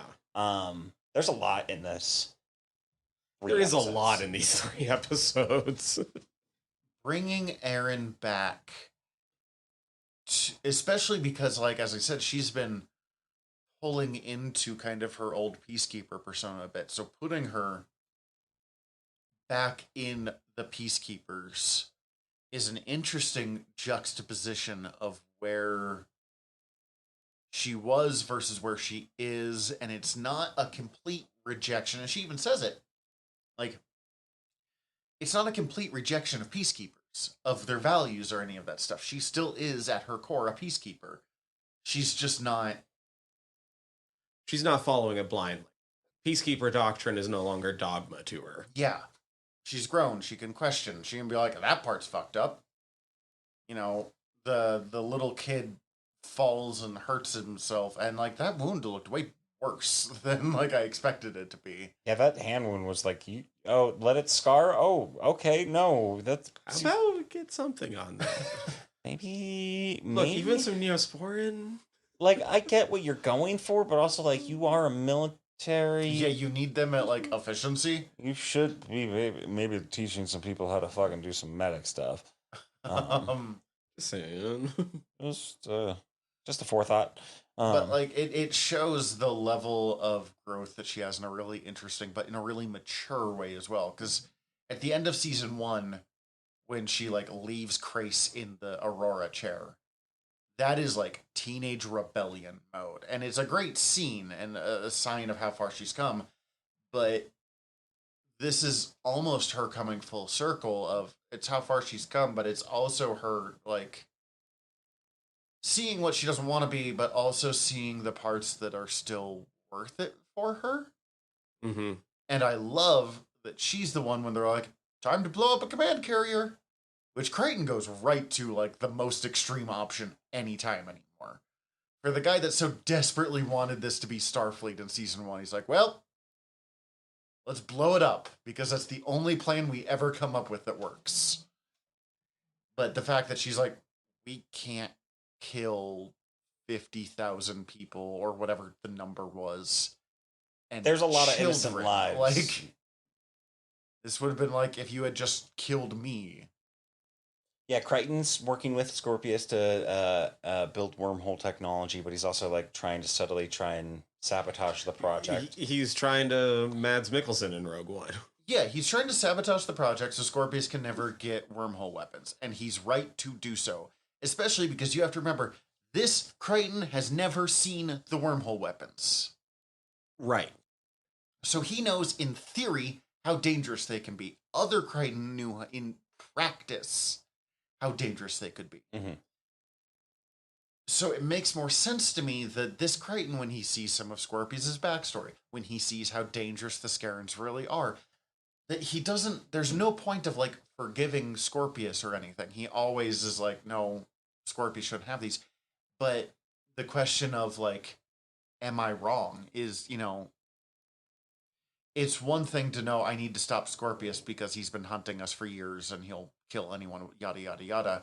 But when you see the bigger enemy he's fighting, even though I don't, as we talked about, that doesn't forgive Scorpius for any of the shit that he does, I think it makes sense for Crichton, for a person who does care about people so much, to like question. Yeah. Also, those implanted memories in him have some level of like obsession built in that he can't control. I don't know if they like installed that obsessive nature into him as they start to unlock, but I feel like that's not just Crichton being obsessed. Like that's something programmed. That was another bit where I didn't have to restart the episode, but I did have to rewind like a minute and a half when I suddenly like looked away for a minute, looked back, and I'm like, when did he become the dude in the fucking Beast in the Pit? And then I went back 30 seconds. I'm like, oh, he just started drawing on himself. We're good.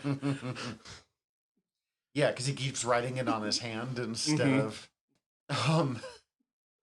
get to Crace in a moment, but the scientist man working with him, who really is just doing the Oppenheimer, I'm here for the science kind of Oh, God. stuff. That guy's so hard on for science. If science were a person, that person would get Fucked by this guy. But it being like, well, you can't just leave because there's one other person who knows this stuff, me. And I'm like, Oh, okay. Well, shit, Crichton's gonna shoot him right in the head. Like that's heavy for Crichton. Like there's only one solution. We're like, yeah, headshots. Yeah. And then it's put me in the torture chair and erase my memory. They're like, you guys are weirdly cool with the sheer level of memory erasing that goes on in this show. And I assume it was just erasing the wormhole portions. Nope. But like, Clean slate. Dana Carvey. it's just weird how often that is the solution that this show goes to. Yeah. It's pretty fucked up. What else happens in this first part? I mean, we're kind of just talking both parts of him. We see Aaron's blonde friend who used to be I would guess a girlfriend of some sort based off the way they interacted, but I feel That's like what they- I was thinking too. Yeah, it feels like an ambiguous, like they released tensions or whatever the phrasing they use of like they fucked, but it was purely them they just physically could have fucking. been a romance if things had, I don't know. It felt like romantic tension, and it could be just because American society is not good at handling platonic Oh, love. that completely reminds me of something that, like, I feel like the episode missed the mark on what it was trying to convey, but I got a really good laugh out of it. And it's when the crew walks into the bar on the command carrier for the first time, the way that it frames the shots of the crew is like camera like looks at Dargo and immediately pans off and is like lovingly like just going over each of the gals, and I literally thought that like it was going to be played for a laugh, that like the bar was like, oh no, we're suddenly cool with them because we kind of want to fuck them all. And that's what Gianna's expecting. She immediately, and that's what happened at the Kamek base. Like, she immediately goes in, and all of these people are straight up xenophobes. But also, they've been hunting these specific people for a while. For years now. But I legit, like, the way the camera introduces them, I was like, oh, they want to fuck them now. And then they do not go that direction. And I was like, well, that is not the feeling I just got conveyed, but this is hilarious. If we're jumping around, I just have a couple notes that I mentally thought of that I wanted to just briefly touch on. Chainsaw Hand Man. They don't really show his ending in detail, but that's pretty hardcore. That's pretty hardcore. Like his dumb prosthetic thing that like, and the setup of like, do you still have the thing they gave you for the battle? That's this thing. It was like a chainsaw hand. I think I know what you're talking about. It's not even a chainsaw hand. It's a buzzsaw hand on like a weird boxy ass, it's like close soapbox range theater. KG beasts. Yes. Yes. And him falling on that, because he's hired to like attack the crew, and tries to kill Dargo in a steam room, but gets his shit rocked. The other thing I mentally noted that I wanted to bring up, we'll get to it in more detail later, but fucking Aaron's friend's demise. Oh, I was going to say that, dude. Henta's death, her flash fried death, is insane. It is incredibly This was on cable TV. Like, that was unsettling. I was like, that is fucked up. That is so much makeup work to put on for a like 2-second shot, too. That I will never forget. It's burned into my memory, much like her face was burned into her face. Oh God, thinking of Chiana, we have not talked at all about her like. Oh yeah, she's subtly starting to get like precognition. Future. And like, did they ever explain where telepathy? that came from, or is that still? That's what I was going to ask you. I don't. It starts happening. I don't remember a point where it first like. Does it start happening after the mirror? I think so. Like the season before? Yeah. The one she gets trapped in, that was the fucking evil space warlock guy? Yeah, the fucking horrendous asshole. Yeah, that guy. Guy that we're all glad never comes back. Maldus, there it is. Maldus, yeah. Yeah. I mean, it does happen after that for sure. I don't remember when it first starts happening. They do it pretty subtly a couple of times before she ever says anything about it. I kind of feel like subtly this entire season, everybody on the crew has taken like an extra level in badass to be able to like scale them up for these last couple episodes. Well, they've been dealing with this shit for years now. Like, they kind of have to. There's not much to talk about on this one other than Chiana's starting to get some precognition, and she goes a little blind sometimes afterwards. And we don't know why. It's an important part of the season, so we have to say something. Yeah. About it. It is important, but like that's all we have? And then also, what is it, Commandant Garza?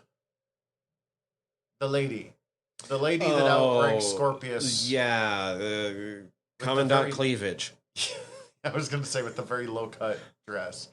Who is actually married to Ben Browder. That's his wife, which makes her the bone-sucking woman from season 2? Yeah. Early season 2, late season 1? Well, she has an appearance every season, so she was in season 1 and 2. The bone-sucking lady was one of those appearances. I can't remember what her other one was. I don't know. That's all I got, yeah. We don't get much other than this is the first time... I don't know if this is the right word for it, but it's the first time we kind of see Scorpius emasculated. Like, we see Scorpius get put up against the wall that makes him, or I guess gives him an excuse to break his deal with Crichton way faster. I do also appreciate with Scorpius that Harvey has now shifted to like can't where before he's like go to Scorpius. He's like now stay the fuck away from Scorpius because I don't want to die. And if you go to Scorpius, you will die, and thus I will die. I think it's sorry, I just fell off the rails looking up Shiana and her powers. I think it has to do with the energy rider, from what I'm seeing here, Oh. That's This the first time season. she starts showing. like precognition stuff. Well, don't read farther because they might talk about it next season, and we'll get into it. But But they're all just sort of rolling with it. yeah, Like in between some of these episodes that we never got, they had a little conversation like, so guys, occasionally well, they don't ever really have time I to do. see into the future. And they do have a moment where she explains it for the first time, Mhm. but it's yeah. But anyways, yeah. Commandant Cleavage, as you put her, shows up, finds out that like Scorpius is the most powerful peacekeeper we've ever seen. But I think it is interesting to have him deal with other peacekeepers and realize that he is still a despised half-breed when you take him outside of the military structure where he has proven himself so useful. It's why I keep comparing him to Grand Admiral Thrawn from Star Wars in my head. Like, that super smart manipulator that is incredibly powerful, but is such an outlier in the civilization that he inexplicably puts all of his eggs into. Mm-hmm. We've already kind of talked about Talyn blowing shit up. Yeah. Yeah, so they use Talyn to blow shit up. We get some good acting. Crace having a peacekeeper woman that he had feelings for was just fucking out of left field there. That felt like it. I don't Part know. of it, like the thing I didn't like about it is that I couldn't tell if he actually had feelings for her or if he was just like trying to like. I think he did. I think he did at one point. I don't know if he did now. Well, it's just so like, oh, he had this woman that he wishes he had brought with him, blah, blah, blah. But he's been so openly lusting after Eren for so long, and I recognize that part of Peacekeeper society. She doesn't fit with the Crace we had seen up until that point. And I think we could have had that very interesting, like, Crace has also grown in the same way that Eren has, but where she has abandoned huge tracts of Peacekeeper stuff, he's never been able to quite get over the loss of the privileges he had as a Peacekeeper. Yeah, that, and I just feel like kind of what part of what they were going for with that is just too complicated for how little we've seen of Craze. Yeah. Mhm. Because I do think it's like, yeah, I think he was supposed to have had feelings for her. And then he has to act like. But he knows from the get-go that she's setting him up. Yeah, and I feel like that's the case, and I feel like that was the resolution that I felt like was set up at the end. That I was like, I didn't like how you got here, but it felt like you were trying to give me a like, does he still have feelings, but he knows she's setting him up, or is it a thing where he's just blinded by his feelings? And it just didn't really work for me overall. But I did think he got a really good. He acted his ass off on his final scene on Christ, And even or the Talyn. And even the scene right before that, where he tells Crichton and Eren what his plan is, and he's openly like, "Man, I lost everything, and I have acted selfishly ever since because it's the only option I had for me. Mm-hmm. But like, this has to be done. Like it's. I appreciate that as much as Crace grows and works to redeem himself, they never just have like, you've redeemed yourself. No, he's still a selfish piece of shit. He's just a selfish piece of shit that like has some reasons behind it and is more than just that. And he does care for Talyn. They blow up the ship, everything's really sad.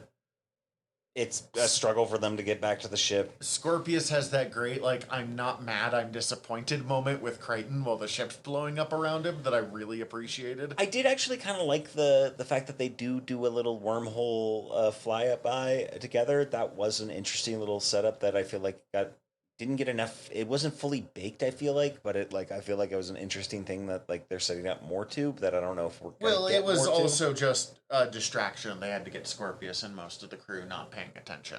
Yeah. So it was very it was half baked, but it was also purposely half baked on Crichton's. Yeah, he just needed to distract him, so that makes sense. But there is different chemistry, but also a very good chemistry between Crichton and Scorpius. Yes. And their walking away scene was fucking. I honestly Pretty believe like Crichton is probably the closest thing Scorpius has to a friend. Oh God, yeah. He has no friends in this world. He has people that he has leveraged into fucking him, but that's the second closest thing he has to a friend other than Crichton. Actually, no. Whatever the Crichton neuroclone in his head, it might be closer to a friend than regular Crichton. But They managed to make blowing up the command carrier sad, which was interesting. Not that I was like sad that it was gone, but it was just a very melancholy. like, oh yeah, this is a bummer. These are human lives that are dying here, or Sebastian Because lives, you but like these are lives cannot let being this lost. crew have a real victory. And all that leaves is the final episode, which I am not sure how to talk about. It's an interesting episode in that it like really covers a big recurring issue for Crichton, but it's such a fucking weird little like tack on in that like it seems like the whole series is building to like Crichton needing to choose between Aaron and Earth, and this one's really forcing him to like deal with the fact that that's the question. He can't have it both ways. He really has to make a decision, in all honesty. It really doesn't feel like a proper part of the season. It almost feels more akin to like the Doctor Who Christmas specials. Yeah, that's a really good way of 100%. Well, because I remember we finished the two-parter in seasons. Cece was like, that was a really good season finale." I'm like, no. No, that's not. That's not the season finale. No. We need to see a weird witch who makes a stew. I love Granny. Does she come back? I'm not telling you. Damn. I kind of like, as weird as it was, and as like Cece was kind of upset, like, where did the old woman come from? I kind of love that there's just randomly this old insane woman that blows drugs in your face. Yeah, it's a kind of a great episode in that it's very Farscape in that like so much of it is just like, well, roll with this motherfucker. Yeah. Well, deal with this now, asshole. Also, I feel like that's in line for the series, but I do kind of wish it didn't happen right after such a big episode. Right. Yeah. Like And it feels super happen out of place. in a way that then sets up like the next big cliffhanger. Yeah. Well, and this whole episode is just... I mean, And the cliffhanger ending of this episode. Fuck. I forgot about that. Crichton is so stuck, as you said, between the two things. He has to choose between Earth and he has to choose between Aaron. And that's becoming more obvious. But as the crew is splitting up, he has to actually decide now. And, like, I appreciate moments of Chiana, like, openly talking about, like, never forget how much I love you to Crichton. Because they are... They're not romantic in the same way that, you know, Dargo and Chiana were, but like Feels very much like a brother, kid, sister. They absolutely adore Like, each other in a way that no one else bond. does on that ship. And Dargo going and being sad about it, and Rigel grudgingly admitting that he kind of likes him. Like, everyone going, and Crichton not really sure. Because, like, he chooses Aaron, but Aaron won't let him. And I get it. Aaron has gone so, like, I will, you know, I can't watch you die again, but had also been like, I will back whatever play you pick on the command carrier. She was probably for the first and only time willing to just let him be in charge. And once that's done, once kind of the legacy of other Crichton is done, she has to go because she needs fucking distance. And like, fair, this is not a breakup, but it's the closest analog that exists. Kind of, and like Crichton's like, well, that wasn't me, so let's just like keep going. But it is a lot like, I know people, and like I'm lucky, I am friends with all of my exes. Like legitimately, I care about them, I'm close. But it took time and it took distance. Mm-hmm. And so basically for Erin, this is like the breakup. She has to get the fuck away from him for a little while just to straighten out. I do enjoy the scene in the hangar very much of like, do you love John Crichton? Do you love Erin soon? Beyond Hope. And Beyond Hope hits like a brick for me. Like, hope is such a fundamental part of my worldview. Yeah, that was a really fucking good line. That the line Beyond Hope, and I was just like, oh god, okay. I also forgot that this is the episode that the one was being attacked by the other Leviathan that killed its pilot while they're trying to drop off Talyn. Mm-hmm. Right, yeah. In the because sacred, they're trying to like bring him to like the sacred Leviathan burial grove or something like that. Yeah. Grove, yeah. I do like that they send Shiana to try to talk to Pilot to like talk him out of it. Moya, thank you. And her response is like, well, I think you should fucking blast him out of the sky. Fuck them. And like that was the episode that like I really like when they're trying to talk to Chiana's talking to Talyn, it's like, oh, okay, I actually do understand. You do have way more of a connection to these two ships than I actually recognized until like these moments. And you forget about with Talyn because it doesn't come up very often because they do the Erin connection way more often. But like she helped birth that ship. She helped birth Talyn, and we know how much she loves Moya because she loves as much as she's like, I don't need people, I don't care about people. Chiana is the one that maybe loves people the most loudly in her own way. I don't know if I have too much else. Like, it's a good episode, but it feels weird. It feels weird, but also like I feel like the cliffhanger that they're setting up, I feel like they couldn't have put that at the end of the other episode. No, if a wormhole had just popped up and sucked them all out without this, it wouldn't have. And that moment already barely works. Yeah. And I'm not saying it won't work because I don't even remember enough about the final season, which I know the least about by a lot. But like, wormhole comes out of nowhere, Crichton had no awareness, yada yada yada. There has to be a reason for that to have turned out the way that it did. There has to be a like hook to explain that wormhole that they have not explained. Mm-hmm.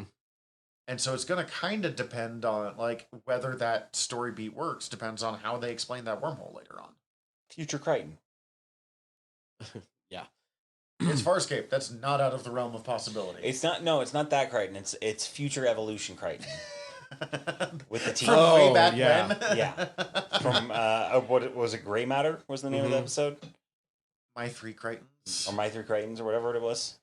The one that talks like this because the dentures. Yes. It's him and Caveman Crichton that have been having a adventures. buddy cop adventure. They didn't die. They had a buddy adventure story. They've been having adventures through time. Okay, I won't spoil things, but it's not that. A little bit of trivia I ran across while trying to look up something else on this episode. The wedding dress that Erin is wearing is the same wedding dress from Crichton's other marriage to Princess Catralla. It's like, we don't have enough money for a second wedding dress. This one will do.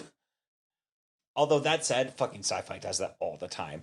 Well, I think it says here that Claudia was the one who found it in the wardrobe department and suggested it. Oh, nice. Well, it's a good dress. It looked really good on her. It was a good fit. having watched a lot of Say Yes to the Dress with my partner, I was like, it's not bad on you. That's a good fit on you. I think that's if strapless is a good look for you. It works. I don't like your décolletage. I feel like it's a little bit over the top there for what you got, but that's a personal touch. If it makes you happy, that's good. Next time, we are taking a break from Farscape. And we forgot to talk about what we were going to do before we started recording this episode. My so it'll vote's be more something. Farscape. And we will get back to Farscape Season 4 pretty quick, because I watched like 4 episodes. I just kept going. I'm like, CC's sick. I have an excuse, I guess. I don't know why that was my, like, well, my wife is sick, so I can keep watching Farscape. Like, I'm not going to change it away from her at this point. But yeah. But next time will be something. Next time it'll be something. We have like ideas of what it'll be, but you'll find out in a couple of weeks. In the meantime, we're your Generals of Nerdery. I'm Zach. I'm Tyler. Dismissed. Hi, everybody. General Tyler here. If you like the show, please hit subscribe however you're listening to us right now. Also, if you could rate and review us however you're listening to us right now, or preferably over at Apple Podcasts, we would super appreciate it, as the whole world is ran on algorithms, and we want to be all up in them, getting our voice out to more places. Also, tell your friends. We always appreciate that. If you want to get in contact with us, ask us questions, give us comments, email us generalnerderypod@gmail.com. You can also contact us through our website, www.generalnerdcast.com.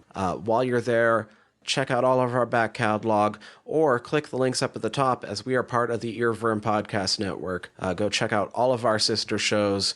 We're involved with most of them, so if you already like listening to us talk, it might be in your best interest. And if you want to check out everything from the network, head over to earworm.com, EARVVYRM.com. We'd super appreciate it. Love you all. Have a good one.